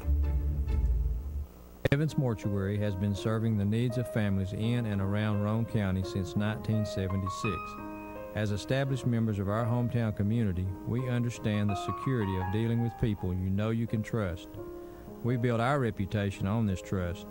The Evans family appreciates the confidence the community has expressed in us over the years and will constantly strive to earn that favor. Evans Mortuary, 805 North Gateway. 1952. That's the year Hammers opened the first store in East Tennessee. Now there are 5 stores and there's always something new. Like in Hammers' popular ladies boutique department, you'll find the lowest price possible on new arrivals every week. Find similar deals in the men's department and the expanded rug department. Plus, special purchases always offer surprise savings. You never know what you'll find next at Hammers. Football is back, and OAB Law is excited for a season full of big hits and those nail-biting near misses. If you've been injured, OAB Law will come to your defense. Call OAB Law and turn your wreck into a check. Welcome back to the Friday night free medical clinic scoreboard. Michael Hayes and myself have had a fun night. It's been wide open. We've been able to talk to some coaches. A lot of callers. We got one guy that might have lost his cell phone or pride or a little bit of everything right now. That's why he called in Beavis Crow yet. Because he ain't calling in. He's a closet Clinton fan. I've been telling y'all that for 2 or 3 years. Here's what Cody. So Cody likes Oak Ridge football, but he loves Clinton football. And then he switches sides, and when it comes basketball time, he's back down watching Aaron Green. Will Cody be at Clinton next week is the question. There's a great chance he'll be at Clinton. He loves Clinton. Go ahead, caller. You're on the air. Anderson County beat Elizabeth 21-7. Yes, sir. Thank you for calling. You're welcome. Always faithful caller right there, calling in to give us the Anderson County score. So hopefully this will not be his last call for an update on a win. That's going to be a big game next week. That will be both coaches, Davey said it in a roundabout way, that's like a state championship game. Yeah, I mean, historically, the winner of that game has played in the state title. I mean, might not be the case this year.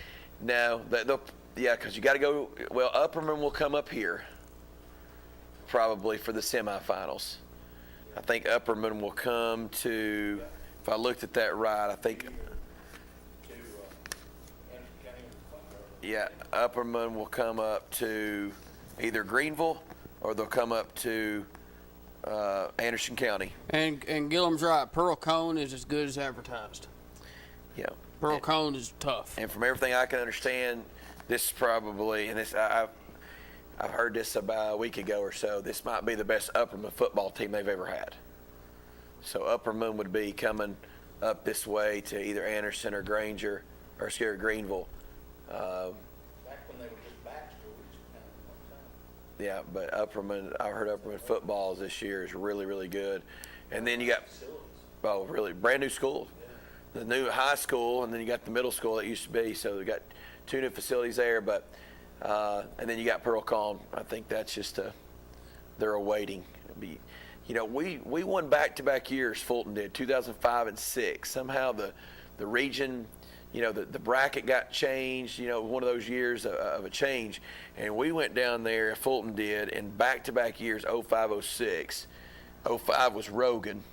Went down there and just manhandled them. Firebirds. And if you remember, it was a rough environment. Oh, man. We had the starters didn't play much in the fourth quarter because of how nasty it got on the field. Yeah. And then the next year, won in a dogfight late in the game. And then went to lost at Lips, against Lipscomb state championship game the next year. But it's historically been the winner of that quarterfinal game wins the state championship. But this year it could be a little different. But we'll see. We'll see a lot of good football games next week. Let's change. Talk a little Josh Heupel here. Rolling into Missouri, I don't think anybody in the Tennessee fan base or the Missouri fan base would thought this game would have been a top 15 matchup between two teams if you'd asked them that back in August. Yeah, no. I seen a stat today that said Missouri has scored on 33 consecutive trips in the red zone. Touchdowns or field goals or both? I'm not sure if it's both or what, but it said 33 consecutive times in the red zone they've scored. I did see another interesting stat, if you're throwing stats out. Since Heupel's been at Tennessee, the opposing team has 44 total punt yard return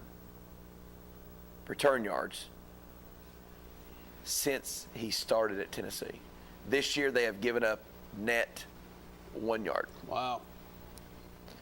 So that's pretty impressive there. But the Vols travel to Missouri, 3:30 game this week, 3:30 game next week. Big time football. Yeah. If he wins the game tomorrow and Ole Miss beats Georgia, will there have been a bigger game in Neyland Stadium in the last 20 years? Probably not. Except for the Alabama game last year. But at the time, you weren't playing for the SEC East. Right. At the time, you weren't playing for the SEC East. I think Tennessee. I think if they establish a run game early tomorrow, I think they'll win pretty good. I mean, Do you? yeah. I think When Tennessee runs a football, man, they're hard to stop. And I think Vegas will tell you, by setting the line. Just lost my mic.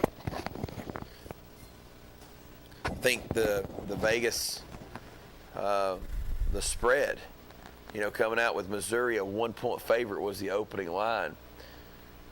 Is pretty strong. I just do not trust Joe Milton on the road. Name me one complete game he's played on the road outside of the Orange Bowl. Can't do it. No, can't. Good first half, good second half, or good second half, The first, yeah. Just nothing. Not nothing. a mixture, not a full game. Not a full game. Not a full game. So that'll be interesting to see how that works out. Other big game tomorrow, obviously, Ole Miss versus Georgia. The talk of Lane Kiffin and what he had said to one of his players is kind of the highlight right now of Ole Miss football and the story. I did read today that he had said the last 3 or 4 big games that he's coached in, he'd been uptight. He calls his team to be too uptight, and he feels like he is exactly where he needs to be as a coach, and his team is in a good place, moving forward into this game. I just don't know that right now that Georgia's just head and shoulders better than everybody else. Yeah. I mean, if you step back and look, they've played some good games, they've played some bad games, but overall, I think it's Missouri had them on the ropes, did they not? I think if that game's at Missouri, Missouri beats them. Yeah. That's what I'm scared about tomorrow's game. Yeah. I think it could be a tough one for Tennessee. But like you said, if they can run the football, then everything else is kind of set for you. And then Joe don't have to throw as much. Right, you don't have to throw as much. And Michigan, Penn State tomorrow. Michigan, obviously Jim Harbaugh's not going to be coaching. He's not going to be able to on the sidelines anymore. It's hard to believe that a man makes that much money, has all the resources in the world to watch any film he needs to watch. Still has to cheat. And still has to cheat. And the way he went about it was just astronomical. I mean, send a player or send a GA or whatever it was. I mean, it's just crazy. Do you think he actually had somebody at the Tennessee games that actually sent stuff to South Carolina on the defensive calls? I don't know. So, I mean, if you go back and look at it, South Carolina had their best game statistically. South Carolina had their best game running and throwing. It was like they knew what defense Tennessee was running. Because I think if you go back and look and you read, it wasn't the offensive calls that South Carolina knew, it was the defensive calls. If you do some research there on the story. But and for them, I think I heard it right, were Michigan, the school, supporting him? That's baffling me. Like, how can you support somebody cheating like that? I mean, why would you not just fire the man? You wouldn't have to pay him. You fire him with calls. I mean, because I think Michigan right now is supporting a guy that's got them back to a spot where they think they can compete for national titles. And it's unfortunate that an administration is supporting someone because the money they're bringing in, he's bringing into their program versus doing the right thing. Yeah, but obviously he got him back there by partially cheating. Well, how he got there obviously is that will always be tarnished. Right. That will always be tarnished. So you got Utah, Washington, big game tomorrow. Alabama goes to Kentucky. Is it just me, or does Alabama not have the best games on the schedule are at home? The worst teams on their schedule on the road this year. Yep.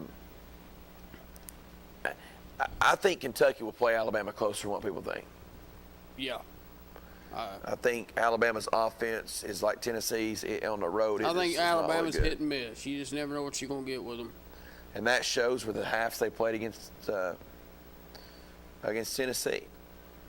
But, man, what a great day for football tomorrow. 3:30, you got 12 o'clock, you got Alabama, Kentucky, and Michigan, Penn State. And then 3:30, you got Tennessee, Missouri. And then later that night, you've got Ole Miss and Georgia.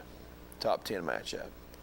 Tennessee went on the road tonight, got an 80-70 win over Wisconsin. Yeah, big win for the Vol basketball Vols. team. I'll tell you what, we're slowing down here on the free medical clinic Friday night scoreboard. We are going to take one more commercial break to give all of our sponsors and everyone the credit they deserve. It's been a great show tonight. We're going to take one more commercial break. We'll come back. We'll set the stage for next week.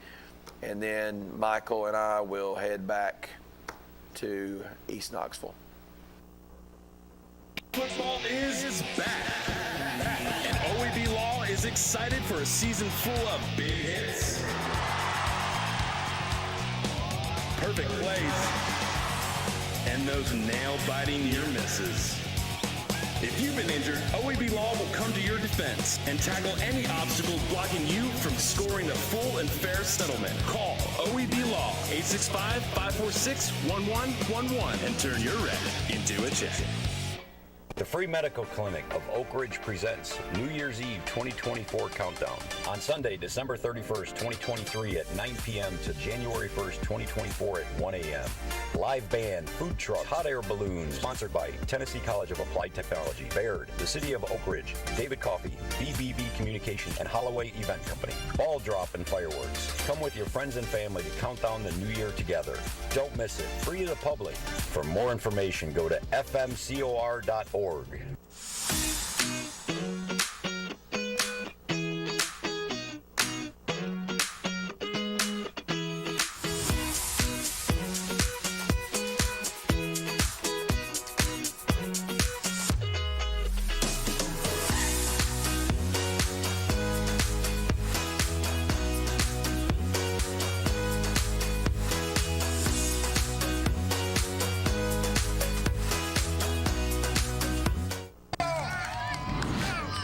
Swing hard. As your local agent, I know you. I know every Saturday your son Billy plays Little League. We sponsor his team. And we know you love parking way too close to the field. That's why we tailor a unique policy for you and your car. Because sometimes something from out of left field can literally come from out of left field. That's simple human sense. Ask Griffin Insurance Agency in Kingston if auto owners make sense for you. Evans Mortuary has been serving the needs of families in and around Roane County since 1976. As established members of our hometown community, we understand the security of dealing with people you know you can trust.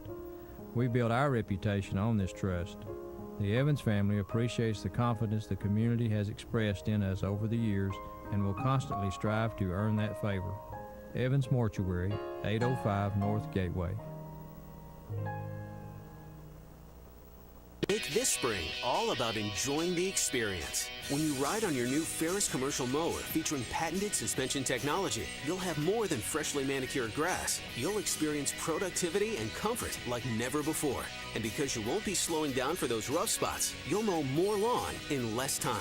Ferris, experience suspension. Your local Ferris dealer is S.L. Bowman & Sons, 524 North Front Street in Rockwood. Call 865-354-0600. Daniel Forrester has been trusted by Anderson County families for nearly 2 decades. Daniel has appeared in Anderson County Chancery, Circuit, Sessions, and Juvenile Court thousands of times over the past decade. A Rule 31 mediator, Daniel has been trusted to mediate hundreds of cases across Anderson County. A community leader, Daniel has worked closely with local officials to make Anderson County a better place. A conservative and dedicated husband and father, Daniel's faith has shaped his character and integrity. On March 5th, vote Daniel Forrester for Anderson County Chancellor. Our story starts with a promise made to the communities of East Tennessee. A promise to always look forward, to the horizon, and past it. A promise to help you live well. At Covenant Health, whenever you enter one of our hospitals, visit any of our physicians, or talk to us on the phone, we will welcome you and your family as one of our own. Because it's about you, and it's about time. Covenant Health, for every moment. Kathy Mae Martin has been making real estate dreams a reality for over 3 decades. Buying or selling real estate is one of the most important decisions you'll ever make. Choosing the right realtor is next. Thinking of buying or selling? Call Kathy May Martin at Coldwell Banker Jim Henry & Associates for all your real estate needs. Rest assured, with Kathy's knowledge and experience, you will be on the winning team. On-Site Care in Kingston is accepting new patients. Nurse practitioner Candace Templeton has over 25 years of healthcare experience in offering management of chronic care conditions. On-Site Care offers free sports physicals for established patients. Plus, On-Site Care offers hormone replacement therapy with compounded pellets. And now On-Site Care welcomes Darren Wright, a board-certified family nurse practitioner who will be accepting new patients. Call 865-285-9588 to schedule an appointment at On-Site Care. A college degree can't be earned in just one day, but can be achieved by doing our best together, just one day at a time. From getting a great start with your Roan State Success Coach, to learning together in the classroom, accessing free tutoring in the Learning Center, and working one-on-one with your instructors. Together, we succeed, one day at a time. Oh, and free tuition helps. So apply at roanstate.edu now, and let's succeed together. 1952. That's the year Hammers opened the first store in East Tennessee. Now there are 5 stores, and there's always something new. Like in Hammers' popular ladies' boutique department, you'll find the lowest price possible on new arrivals every week. Find similar deals in the men's department and the expanded rug department. Plus, special purchases always offer surprise savings. You never know what you'll find next at Hammers.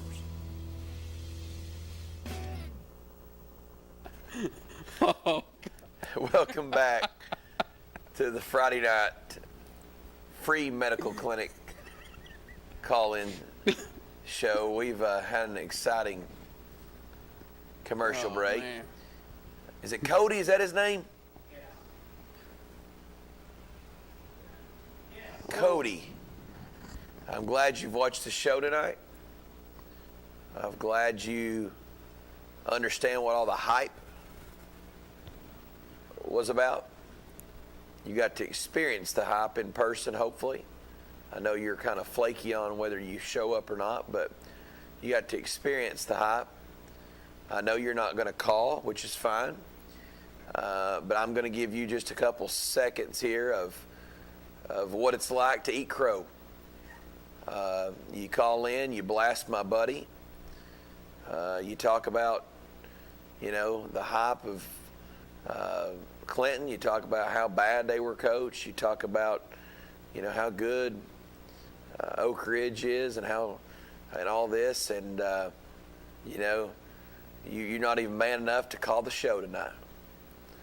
Maybe next week when we're on the air, you'll call and tell David congratulations and own up to getting to see what the hype was about. So I guess until next week, we won't. He's calling. He's calling. Oh, he's calling. Okay. Well, I'll believe that when you want to see the hype, you might go to Clinton next week and get the hype. Might get a free ticket. I mean, I heard they're giving them away. No, they won't be giving them away. They'll be in a line back to Hoskins Drugstore to get in that place. This is the free medical clinic Friday night scoreboard. How can I help you? All right, let me have it. Oh, you just got it. You heard it. I missed it. Well, go back and watch the replay of it, because basically what I'm telling you is what you need to hear. All the hype you'd been hearing about it, you got to witness it tonight, big boy. Oh, I witnessed it, 100%. Yep. You witnessed it. And you owe my boy next week a phone call. Who's your boy? Queener. You know who my boy is. Whoa, he can't jump on that bandwagon. Hey, you're the one called and told him how bad his team was and how bad. He literally said those aren't his dragons. Okay, well, this is my show, so you're going to listen to me for a second. Oh, big boy, So, this ain't your show. You better push that. You button. called him and told him how bad the hype was. You was tired of hearing the hype, and you was all about the hype. Your lake house there and sell some UT tickets there. Hey, I will. And if you want to see what a state championship basketball ring looks like, come up here and see me. I'll show it to you. So here, big boy. It ain't you. Go ahead and push that button. Yeah. Go to your lake house and sell some UT tickets. Why don't you? I will. I think you will. Are you trolling me? And while you're at it, why don't you ride that man to your right's coattails a little more in his 7 assistants? Yeah, are you trolling me? Maybe I am. Maybe I'm not. I'll leave that up to you. So what about the hype? You got to see it tonight. Tell us a little bit about it. It was good, dude. They played an awesome game. They shut us down in the second half. And, the biggest key this whole season has been the quarterback for Oak Ridge. Young, inexperienced, and unfortunately, he turned the ball over. I mean, it's not his fault. 100% not his fault. It's never one man's fault. But it certainly didn't make Oak Ridge's job easier trying to go forward on to beat Clinton. Clinton's offense is too good. And I was telling someone watching, I was like, we were lucky to stop those fourth down goal stands, and somehow we're still up. And he didn't throw interceptions, but he fumbled the ball, and we can't have that.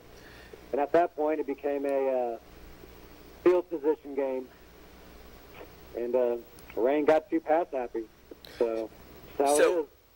So did Oak Ridge turn the ball over? I didn't get to see the game, I didn't, and I'm not seeing the stats. So Oak Ridge turned the ball over a couple times tonight.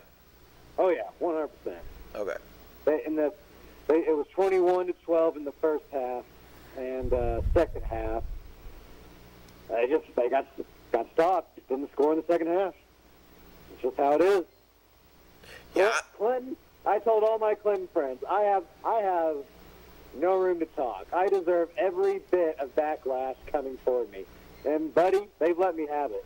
I deserve every ounce of it. And I told them, they deserve it, we don't. That's what happens when you get pass happy. But, oh well, it's the playoffs. Yeah, I think you're right. I think if there's one thing that I thought that would happen tonight was Clinton would have a hard time stopping Dozier, and I thought they would line up and just run it down Clinton's throat if they wanted to. But obviously the game pressure kind of got on Oak Ridge as the game wore on, and Clinton had a chance, and Clinton got happy, and all of a sudden, it happened. Now, I will tell you a stat that I heard tonight that you might not know. This was the first time that Clinton and Oak Ridge have ever played each other in playoffs. Oh, yeah, I knew that. Yeah. That's pretty crazy. And you know what? I'll tell you another stat that you probably don't know. This was the 80th anniversary of when Oak Ridge and Clinton played from 1943 to now, the very day. Yeah. So, it's easy to say. A text me, or a guy watched the show text me earlier, and he's right. Clinton owns Oak Ridge in the playoffs. They're 0-1. As of right now, they do. Yep. That's 100% true. They are 1-0 against Oak Ridge in the playoffs. And that's what the hype's about. And Derek Ring is 0-1. Go ahead. Hey, yeah, and David made a good call earlier. Coach Ring, which I really like, has never beat Clinton since he's been at Oak Ridge. That's true.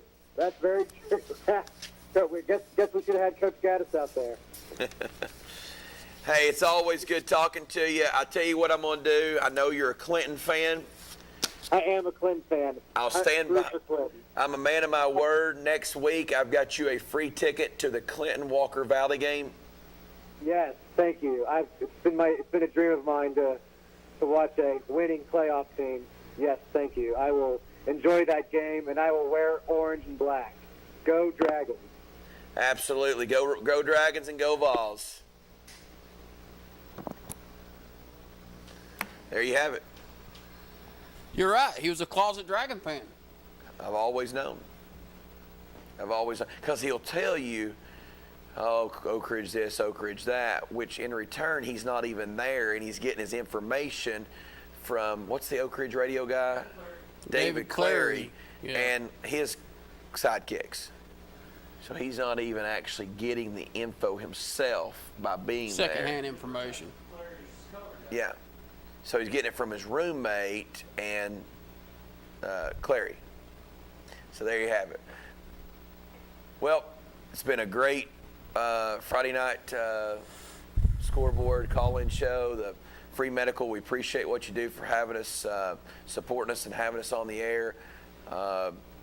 Now's when it gets real. Yep. I've said for a long time, the first 2 rounds of the playoffs, the first round's probably the biggest waste of a weekend that you could have. The second weekend is a little bit more competitive in some regions. In some, in other classifications, it's not real good. But now with the quarterfinal rounds are probably my favorite rounds of the whole football playoffs. A lot of good, the best of the best locally are playing each other. Anderson County, Greenville, Bearden, Bradley, Coalfield, Oliver Springs, which is our OEB playoff football game of the week. And then you got the Powell Knox West game. So I think this coming weekend of football is the best weekend of football in high school as far as that concerned. And then the semifinals, it's great, but I mean, you know, Coalfield's probably going to be hosting this year. Powell or West looks like they'll be hosting. Anderson County or Greenville will be hosting. So we'll have some good games around here. But Jesse laid it out there for you folks. Go to Clinton. Go to Greenville. Go over and watch, Knox West Powell. You got a lot of good games. Get out and support your local. If you're staying at home in the warmth of your house, tune in here to BBB TV for OEB Game of the Week with Oliver Springs at Coalfield. 2019, the last time Oliver Springs beat Coalfield. Regular season game. Folks, we appreciate you watching. We appreciate you calling.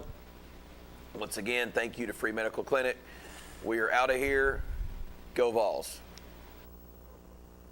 The Free Medical Clinic of Oak Ridge presents New Year's Eve 2024 Countdown on Sunday, December 31st, 2023 at 9 p.m. to January 1st, 2024 at 1 a.m.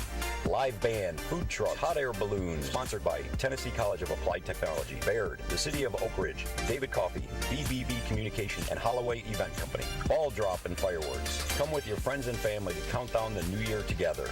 Don't miss it. Free to the public. For more information, go to fmcor.org. At Ferris, we want you to get the most out of your time and end each day feeling good. That's why we pioneered exclusive lawnmower suspension technology, allowing for full-speed mowing, even over the roughest terrain. Grow your business by getting more done in less time with Ferris. Ferris. Work hard, feel good. Found exclusively at independent Ferris dealers. Here we go, Billy. Swing hard. As your local agent, I know you. I know every Saturday your son Billy plays Little League. We sponsor his team. And we know you love parking way too close to the field. That's why we tailor a unique policy for you and your car. Because sometimes something from out of left field can literally come from out of left field. That's simple human sense. Ask Griffin Insurance Agency in Kingston if auto owners make sense for you. Daniel Forrester has been trusted by Anderson County families for nearly 2 decades. Daniel has appeared in Anderson County Chancery, Circuit, Sessions, and Juvenile Court thousands of times over the past decade. A Rule 31 mediator, Daniel has been trusted to mediate hundreds of cases across Anderson County. A community leader, Daniel has worked closely with local officials to make Anderson County a better place. A conservative and dedicated husband and father, Daniel's faith has shaped his character and integrity. On March 5th, vote Daniel Forrester for Anderson County Chancellor. Our story starts with a promise made to the communities of East Tennessee. A promise to always look forward, to the horizon, and past it. A promise to help you live well. At Covenant Health, whenever you enter one of our hospitals, visit any of our physicians, or talk to us on the phone, we will welcome you and your family as one of our own. Because it's about you, and it's about time. Covenant Health. For every moment.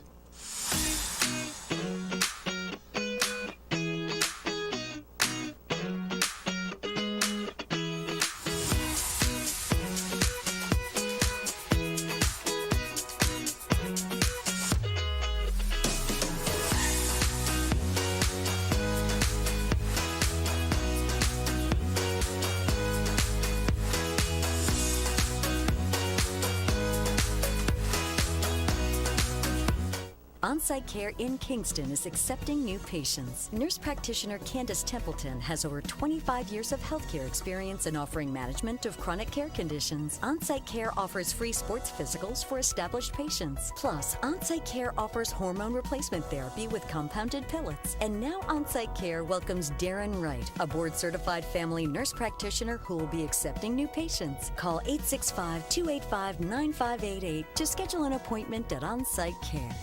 A college degree can't be earned in just one day, but can be achieved by doing our best together, just one day at a time. From getting a great start with your Roan State Success Coach, to learning together in the classroom, accessing free tutoring in the Learning Center, and working one-on-one with your instructors. Together, we succeed, one day at a time. Oh, and free tuition helps. So apply at roanstate.edu now, and let's succeed together. Kathy May Martin has been making real estate dreams a reality for over 3 decades. Buying or selling real estate is one of the most important decisions you'll ever make. Choosing the right realtor is next. Thinking of buying or selling? Call Kathy May Martin at Coldwell Banker Jim Henry & Associates for all your real estate needs. Rest assured, with Kathy's knowledge and experience, you will be on the winning team. Evans Mortuary has been serving the needs of families in and around Roan County since 1976.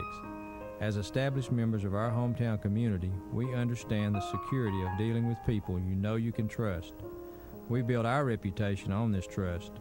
The Evans family appreciates the confidence the community has expressed in us over the years and will constantly strive to earn that favor. Evans Mortuary, 805 North Gateway. Football is back, and OEB Law is excited for a season full of big hits, perfect plays, and those nail-biting near misses. If you've been injured, OEB Law will come to your defense and tackle any obstacle blocking you from scoring a full and fair settlement. Call OEB Law 865-546-1111 and turn your wreck into a check. 1952. That's the year Hammers opened the first store in East Tennessee. Now there are 5 stores and there's always something new. Like in Hammers' popular ladies' boutique department, you'll find the lowest price possible on new arrivals every week. Find similar deals in the men's department and the expanded rug department. Plus, special purchases always offer surprise savings. You never know what you'll find next at Hammers.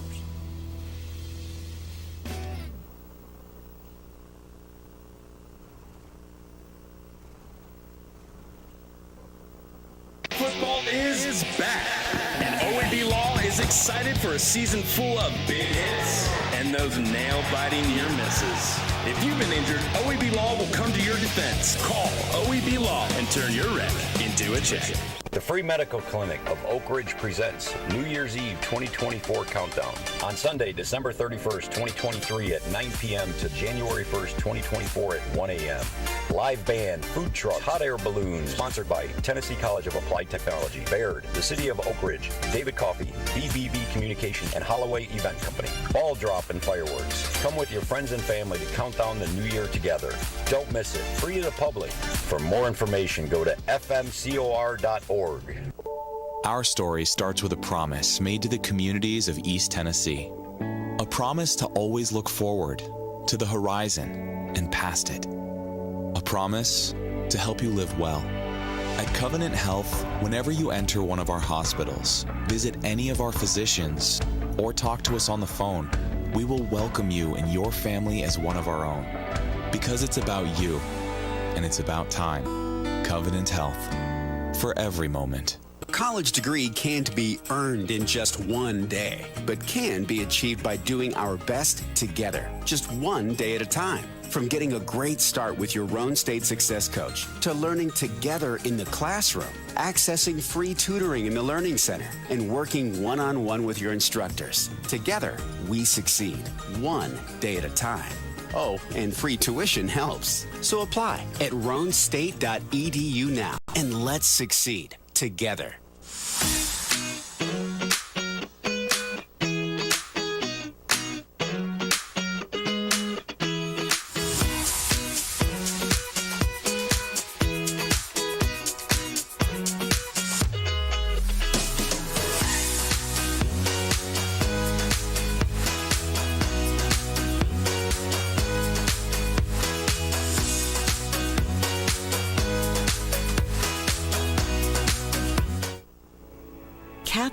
Martin has been making real estate dreams a reality for over 3 decades.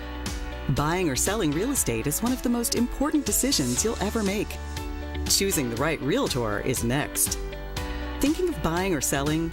Call Kathy May Martin at Coldwell Banker Jim Henry & Associates for all your real estate needs. Rest assured, with Kathy's knowledge and experience, you will be on the winning team.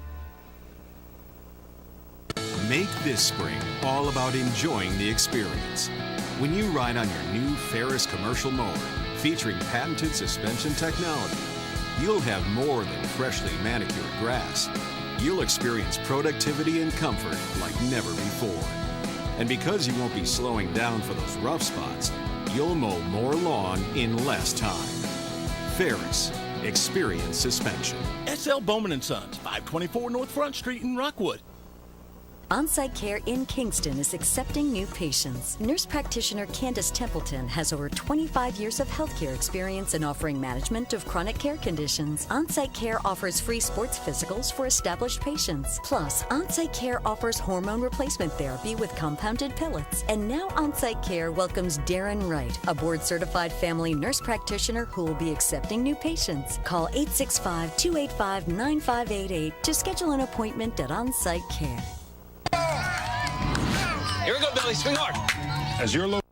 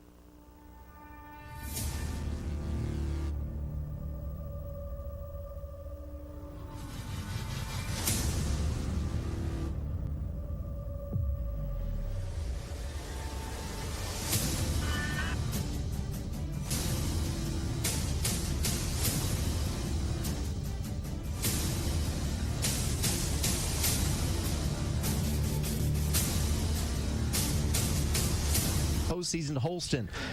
The next 10 seasons didn't go as well, with only one of those teams reaching 8 wins.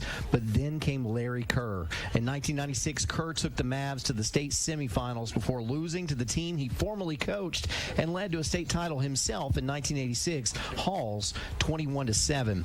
In 2001, Kerr's team finished 11-2, making it to the quarterfinals. In 2002, the Mavs were 10-2, losing in the second round. After 16 seasons, Kerr stepped down as the program's winningest coach. That's when Davey Gillum got the job. In Gillum's first season in 2009, AC went from playing in Class 3A to Class 5A when a 6th classification was introduced. No matter, as the Mavs went 9-4 before losing in the quarterfinals.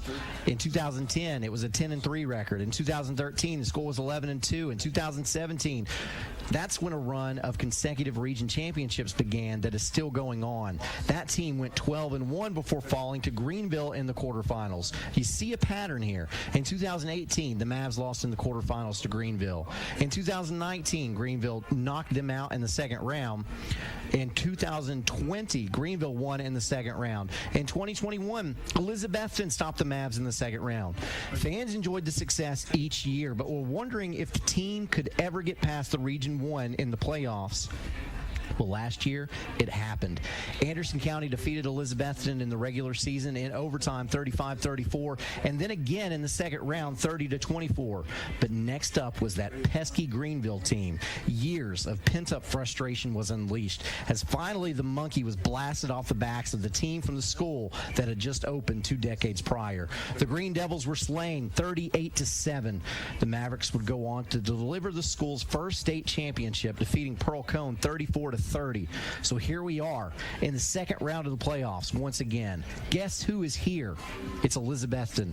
Was 2022 an anomaly, or is Anderson County taking the next step in its program, ready to turn the tides on Region 1's finest and become the proverbial monkey on their backs?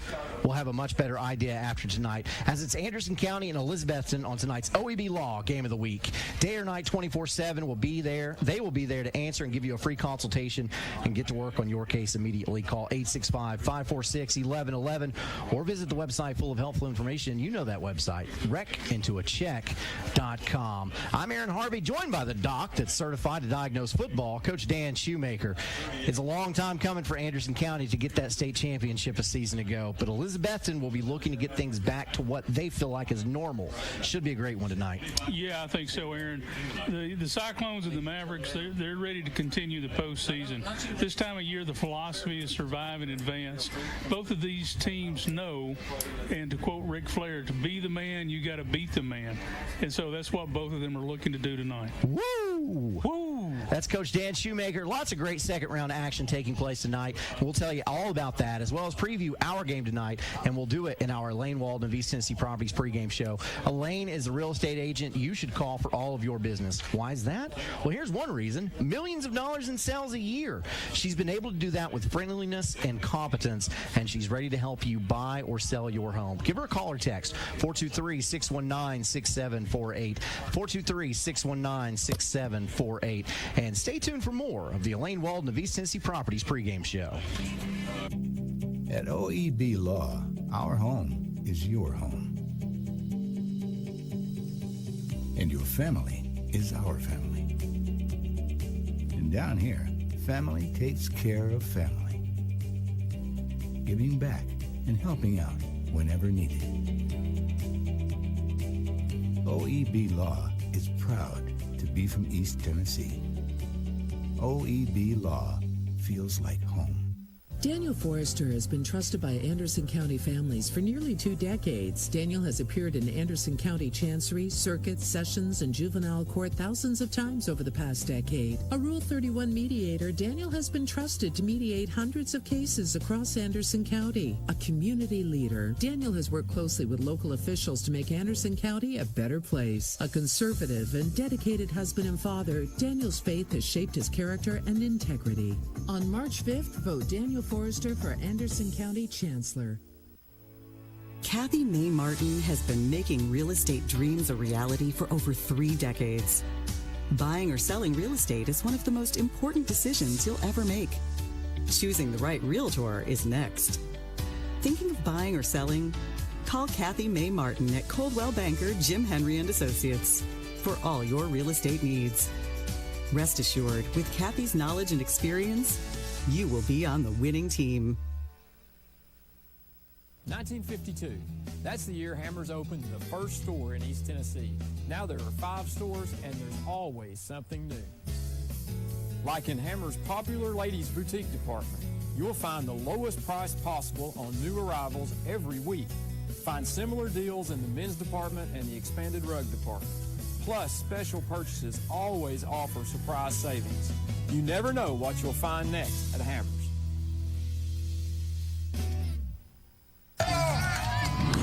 Here we go, Billy. Swing hard. As your local agent, I know you. I know every Saturday your son Billy plays Little League. we sponsor his team. And we know you love parking way too close to the field. That's why we tailor a unique policy for you and your car. Because sometimes something from out of left field can literally come from out of left field. That's simple human sense. Ask Griffin Insurance Agency in Kingston if auto owners make sense for you. Patterson's Appliances has been helping families like yours find quality home appliances from trusted brands including Whirlpool, Maytag, and KitchenAid for over 55 years. Our knowledgeable appliance specialists know how to outfit your kitchen. And welcome back to the Elaine Wald of East Tennessee Properties pregame show. If you're stressed out about the prospect of buying a home because you know you have to work with a realtor and you don't know who you can trust, let me tell you about Elaine Walden. I've personally known Elaine for most of my life, and I can promise you she has the kindness, trustworthiness, and the know-how to take care of you. But don't take it from me. She's a multi-million-dollar producer for the last half decade, and she did just under $10 million in sale last year alone. Serving most of all of East Tennessee, Elaine can take care of you. Give her a call or text at 423-619-6748, 423-619-6748. That's Elaine Walden of East Tennessee Properties. The second round of playoffs has lots of great matchups we can talk about, so let's start with Kingston going to Gatlinburg-Pittman. GP 10-1 with a lone loss coming to Carter, 49-29. Kingston 8-3 with losses to a great Meigs County team, a great Alcoa team, and a pretty good McMinn Central team. Looking at GP's schedule, I don't believe it's near as difficult as Kingston's has been. There are a couple common opponents. The Highlanders and Yellow Jackets both defeated Austin East, Johnson County, and Union County. GP won those three games with a 155-point total margin of victory. Kingston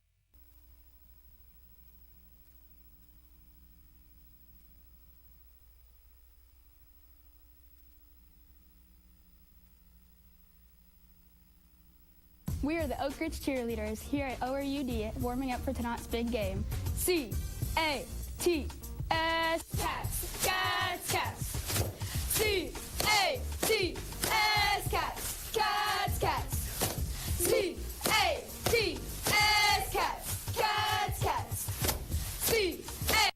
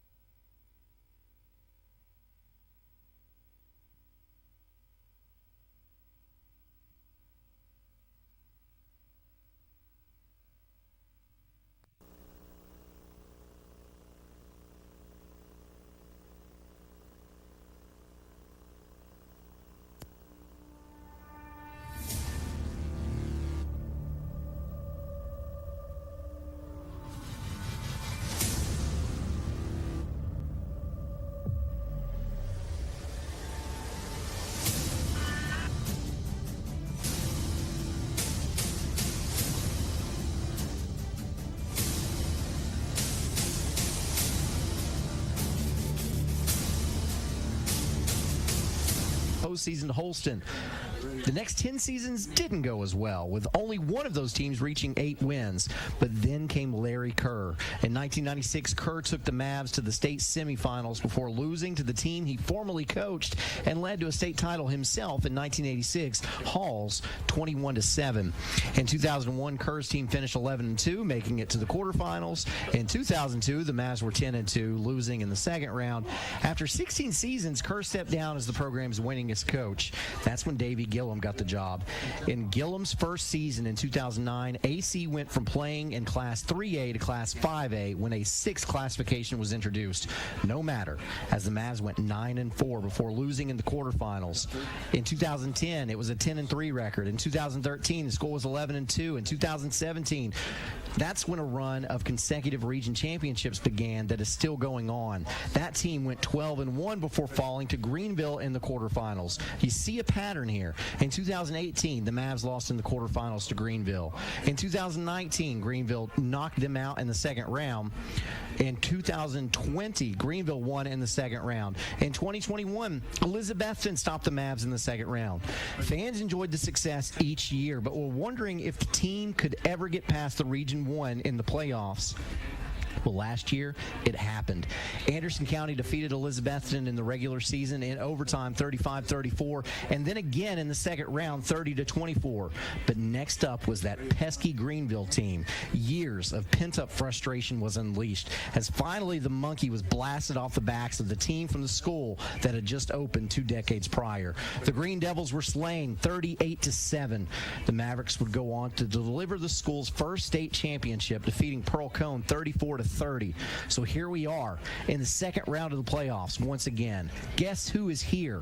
It's Elizabethton. Was 2022 an anomaly, or is Anderson County taking the next step in its program, ready to turn the tides on Region 1's finest and become the proverbial monkey on their backs?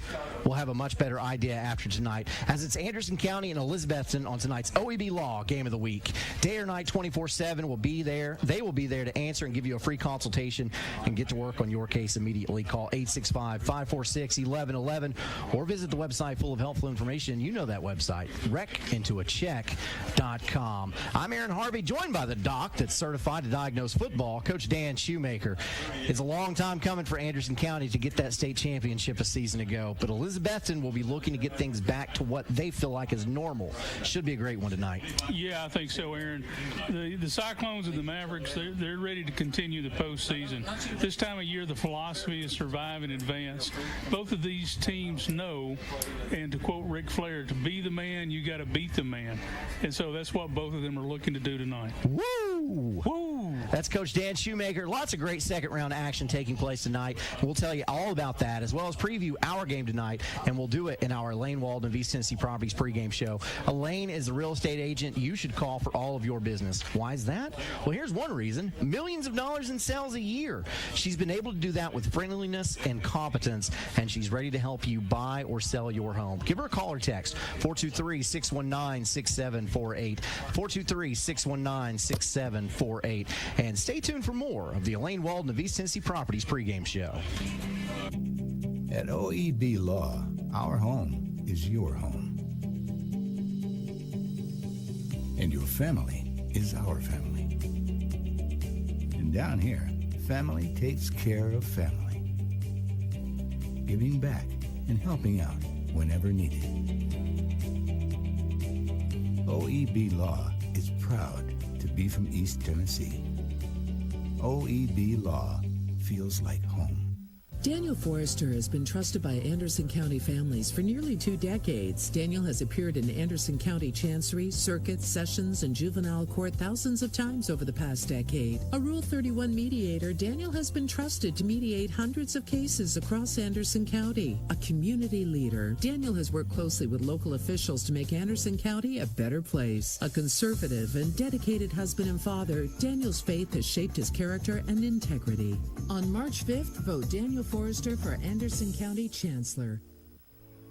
Kathy May Martin has been making real estate dreams a reality for over 3 decades. Buying or selling real estate is one of the most important decisions you'll ever make. Choosing the right realtor is next. Thinking of buying or selling? Call Kathy May Martin at Coldwell Banker Jim Henry & Associates. for all your real estate needs. Rest assured, with Kathy's knowledge and experience, you will be on the winning team. 1952. That's the year Hammers opened the first store in East Tennessee. Now there are 5 stores, and there's always something new. Like in Hammers' popular ladies' boutique department, you'll find the lowest price possible on new arrivals every week. Find similar deals in the men's department and the expanded rug department. Plus, special purchases always offer surprise savings. You never know what you'll find next at Hammers.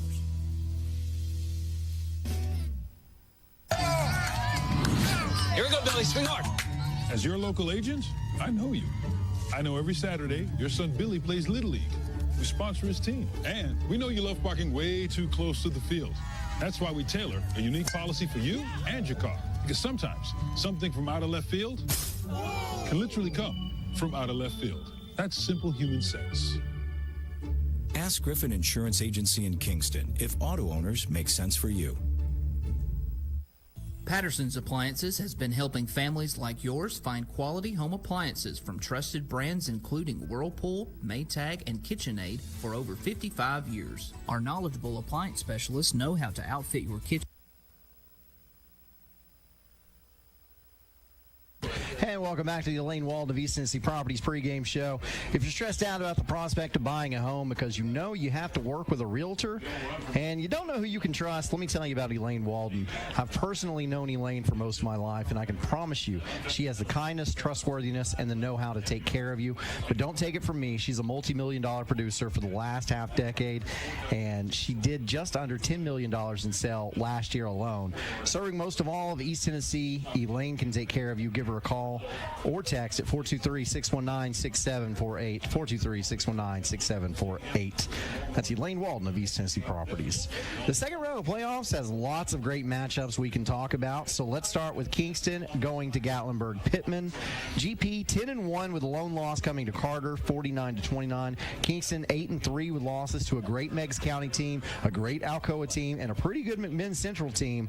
Looking at GP's schedule, I don't believe it's near as difficult as Kingston's has been. There are a couple common opponents. The Highlanders and Yellow Jackets both defeated Austin East, Johnson County, and Union County. GP won those 3 games with a 155-point total margin of victory. Kingston with a 136-point margin of victory.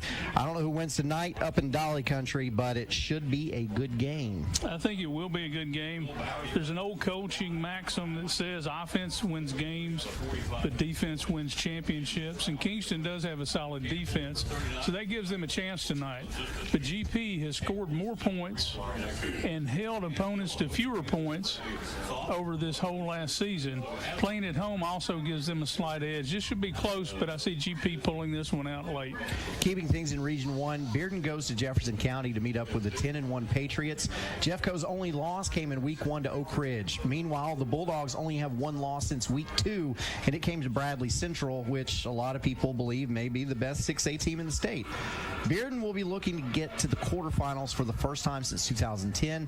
The Patriots are looking for their first berth since 2002. I think Bearden has the edge, but there's no way I'm counting out a team with a 10-game winning streak in Class 6A. Oh, no, you never do that. This has been a special season for Bearden. I think they've really done some good things there, and they have played well, and this is the time of year you want to be playing well. When we look at both schedules, though, I think you're right about Bearden. There are 2 wild cards, I think, come into play. Number 1, Jeff County seems to be on a mission this year. They've really done some things and really are focused. This is a home game for Jeff County as well, and I think that always helps. I think if the stars align just right, Jeff County could come out on top of this one. If not, I think Bearden comes out with a win. You know, the only team to get in the win column against Sevier County is that Jefferson County team we were just talking about. Powell looked to change that tonight as the Panthers head to Sevierville. In the 10 wins for the Smoky Bears, only 2 of them were closer than 17 points. Powell is is 8-3, but has faced off against Anderson County, Oak Ridge, West. I think Powell is more battle-tested and the better team tonight, but going on the road has to be tough, especially in the shadows of all those, go-karts and tourist attractions. Of course, I'm being slightly facetious. Well, I don't know, man. I was up there this week myself. There are a lot of distractions for sure. I was up there for CTE meetings, and you can't stir them with a stick up there. There's so many people and so much to do. But as I look back at that Powell team, we had them first game of the season. They've got a running game that is impressive. That offensive line and Connor Wheeler have really performed well this year. The Smoky Bears are a little more balanced in their attack. Both of these teams are averaging just over 35 points per game. If Powell can get on track early and control the ball, I think they can win this thing. If it gets to be a shootout, then I think it favors Sevier County. Yeah, I'd say you're probably correct. Let's see. Are they about to do our national anthem? I believe we're going to have a moment of silence, and then our national anthem, as Veterans Day is tomorrow as well. So we want to say thank you and bless you to all of our veterans out there as we observe our moment of silence.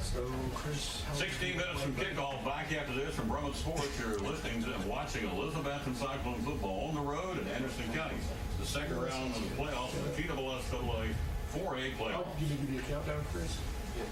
All right, let's go 5, 4, 3, 2, and 1. Tell me when you're done, Russ. Give me something. That's not. Veterans from both communities, we thank you for your service. You served and preserved the greatest country in the world, and for that, we thank you. Let them put back. You're a little ahead of time, Russ. Very good. Yeah, I think it's good. Yeah, we just hit the mark. The colors for this evening's football game are presented by members of the Anderson County High School Navy Junior ROTC Maverick Color Guard. Uniforms in 2001 composed of 138 cadets. The color guard members for this evening are Cadet Chief Petty Officer Joseph Wiggins from Anderson County. Cadet Lieutenant Caleb. So now the Anderson County Color Guard going to present colors. Cadet Chief Petty Officer Dylan Bilbo from Andersonville. Cadet Chief Petty Officer Jason Holder from High School. Cadet Petty Officer First Class Ethan Watson from High School. To honor America, please rise for the national anthem and remain standing until the colors are retired. Gentlemen, please remove your hats. Present. Color.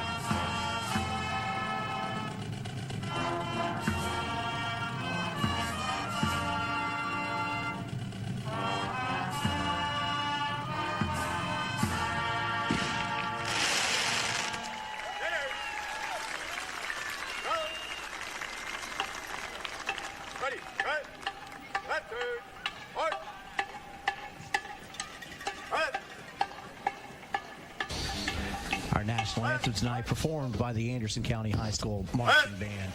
Let's get a break, and then we're going to go over a couple more games going on tonight, and then we will preview tonight's game between Anderson County and Elizabethton for the quarterfinals of the playoffs. This is the Elaine Walden VCNC Properties pregame show. Kitchen or laundry room with the right appliances to meet your needs. We service what we sell with our own in-house factory-trained service technicians. And for the DIYers, our parts department is always ready to help customers find the appliance parts they need. Patterson's Home Appliances, because we care.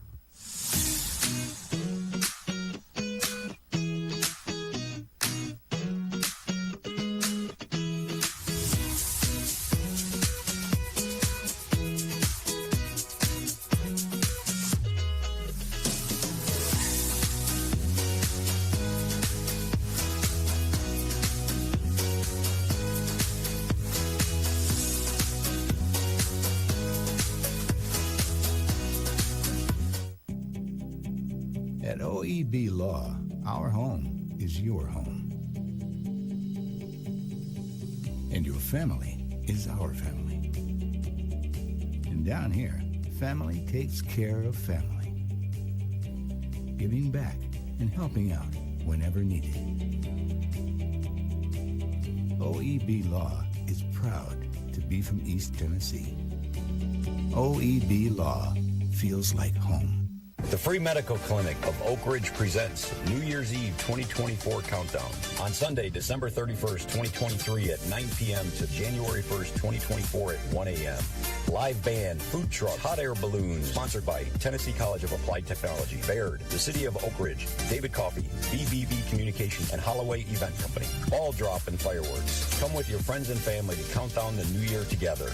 Don't miss it. Free to the public. For more information, go to fmcor.org. At Ray Varner Ford in Clinton, we believe in turning moments into memories. From life's milestones and growing families, Ford is there every step of the way. 2023 Ford Bronco 2-door 4x4, $51,885. 2024 Ford Edge all-wheel drive SEL, $38,803. A 2023 F-150 4x4 Super Cab, $46,985. Local you trust, a new Ford your family can afford. Ray Varner Ford, your East Tennessee Ford dealership. At OEB Law, our home is your home. And your family is our family. And down here, family takes care of family. OEB Law feels like home. And welcome back to the Elaine Walden of East Tennessee Properties pregame show as we get set to see the run out here of the Anderson County Mavericks. Elaine serves most of all of East Tennessee's real estate needs, but especially Anderson, Blount, Cumberland, Loudoun, Knox, McMinn, Monroe, Morgan, Roane, and Scott counties. Need to buy or sell a home? Give her a call or text 423-619-6748. 423-619-6748 as we get set to take in the spectacle that is the pregame here at Anderson County. You see all the lights have been turned off. They've got a light show, and the team is led out by a gentleman with the American flag.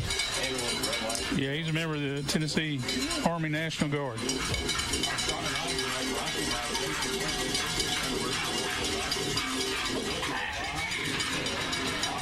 There are the fireworks. The flame. You've got the flame. You've got the fog, the steam.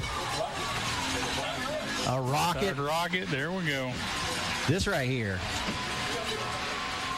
You know, this is unbelievable. Russ, this is awesome. And there's no telling how much. I feel like this would give so much juice to these players here to be able to come out to that and have the support of the fans, because you know they get fired up and then the players just feed off of their energy. Builds the momentum right there. Without a doubt, the greatest entrance in high school football. So I tell you what, of course we're going to talk about this game here in just a moment, but before we do, there is a big rematch happening just down the road from where we are right now, featuring a team a little bit closer down the road. You know, Clinton got a huge first round win at McMinn County, which is something Oak Ridge was unable to do in the regular season. Dragons just loaded with talent. I said a couple weeks ago, it was a team that was very capable of a postseason run. You can't write up the setting for that to happen any better than what reality has already given us. The Wildcats of Oak Ridge stand in the way in a game that will be played at historic Blankenship Field. The rivalry's already storied and fantastic, but Clinton has been the little brother in this matchup, winning only once about every 10 years. Guess what? They're due. Not only that, but Coach Darrell Keith has film from the earlier game to study and build a game plan off of what worked, what didn't work on September 22nd. Some people believe Oak Ridge could make a run at a gold ball this year, but they'll have to knock off the Dragons for a second time this season in what is a heated rivalry. Yeah, we had the first matchup. If you remember, that's the one where Coach Gaddis had to stand in and fill in, and that game went to Oak Ridge. But I've always said it's in the same year. Clinton, we saw Clinton play Heritage that was on fire. athletes all over the field, really executing, and I think they're playing well right now too. And that game should be a good one. I think playing at Blankenship Field this time may be an advantage for the Wildcats, but I'm going to say this is a toss-up. It's too close to call. Oh, yeah. It should be a lot of fun down the road from us. We'll talk about Maryville. They've got a rematch with Bradley Central. Does Maryville have it figured out? I don't know. They beat Alcoa, and then to close off the season, they lost to Farragut, a team that was really one of their only region. And we'll see what happens. What do you think is going to happen in that Maryville? An interesting. Bradley played point ball game 3. But I think Maryville has improved since that point. I don't know that Bradley Central has gotten that much better as well. I think there are going to be about 5 or 6 plays in that ball game that are going to determine who wins that ball game. We got to preview this game in front of us, so I hate to do this, but let's go rapid fire. Just give me quick thoughts on the following matchups. Rockwood Coalfield. It's a rematch of Week 10, run versus pass. I think both teams will open it up tonight. Coalfield may win this one going away. All right, what about Greenback Oliver Springs? Oliver Springs should be favored in this one. Playing at home is big for them. Bobcats, I think, by 2 scores. All right. Morristown West at West.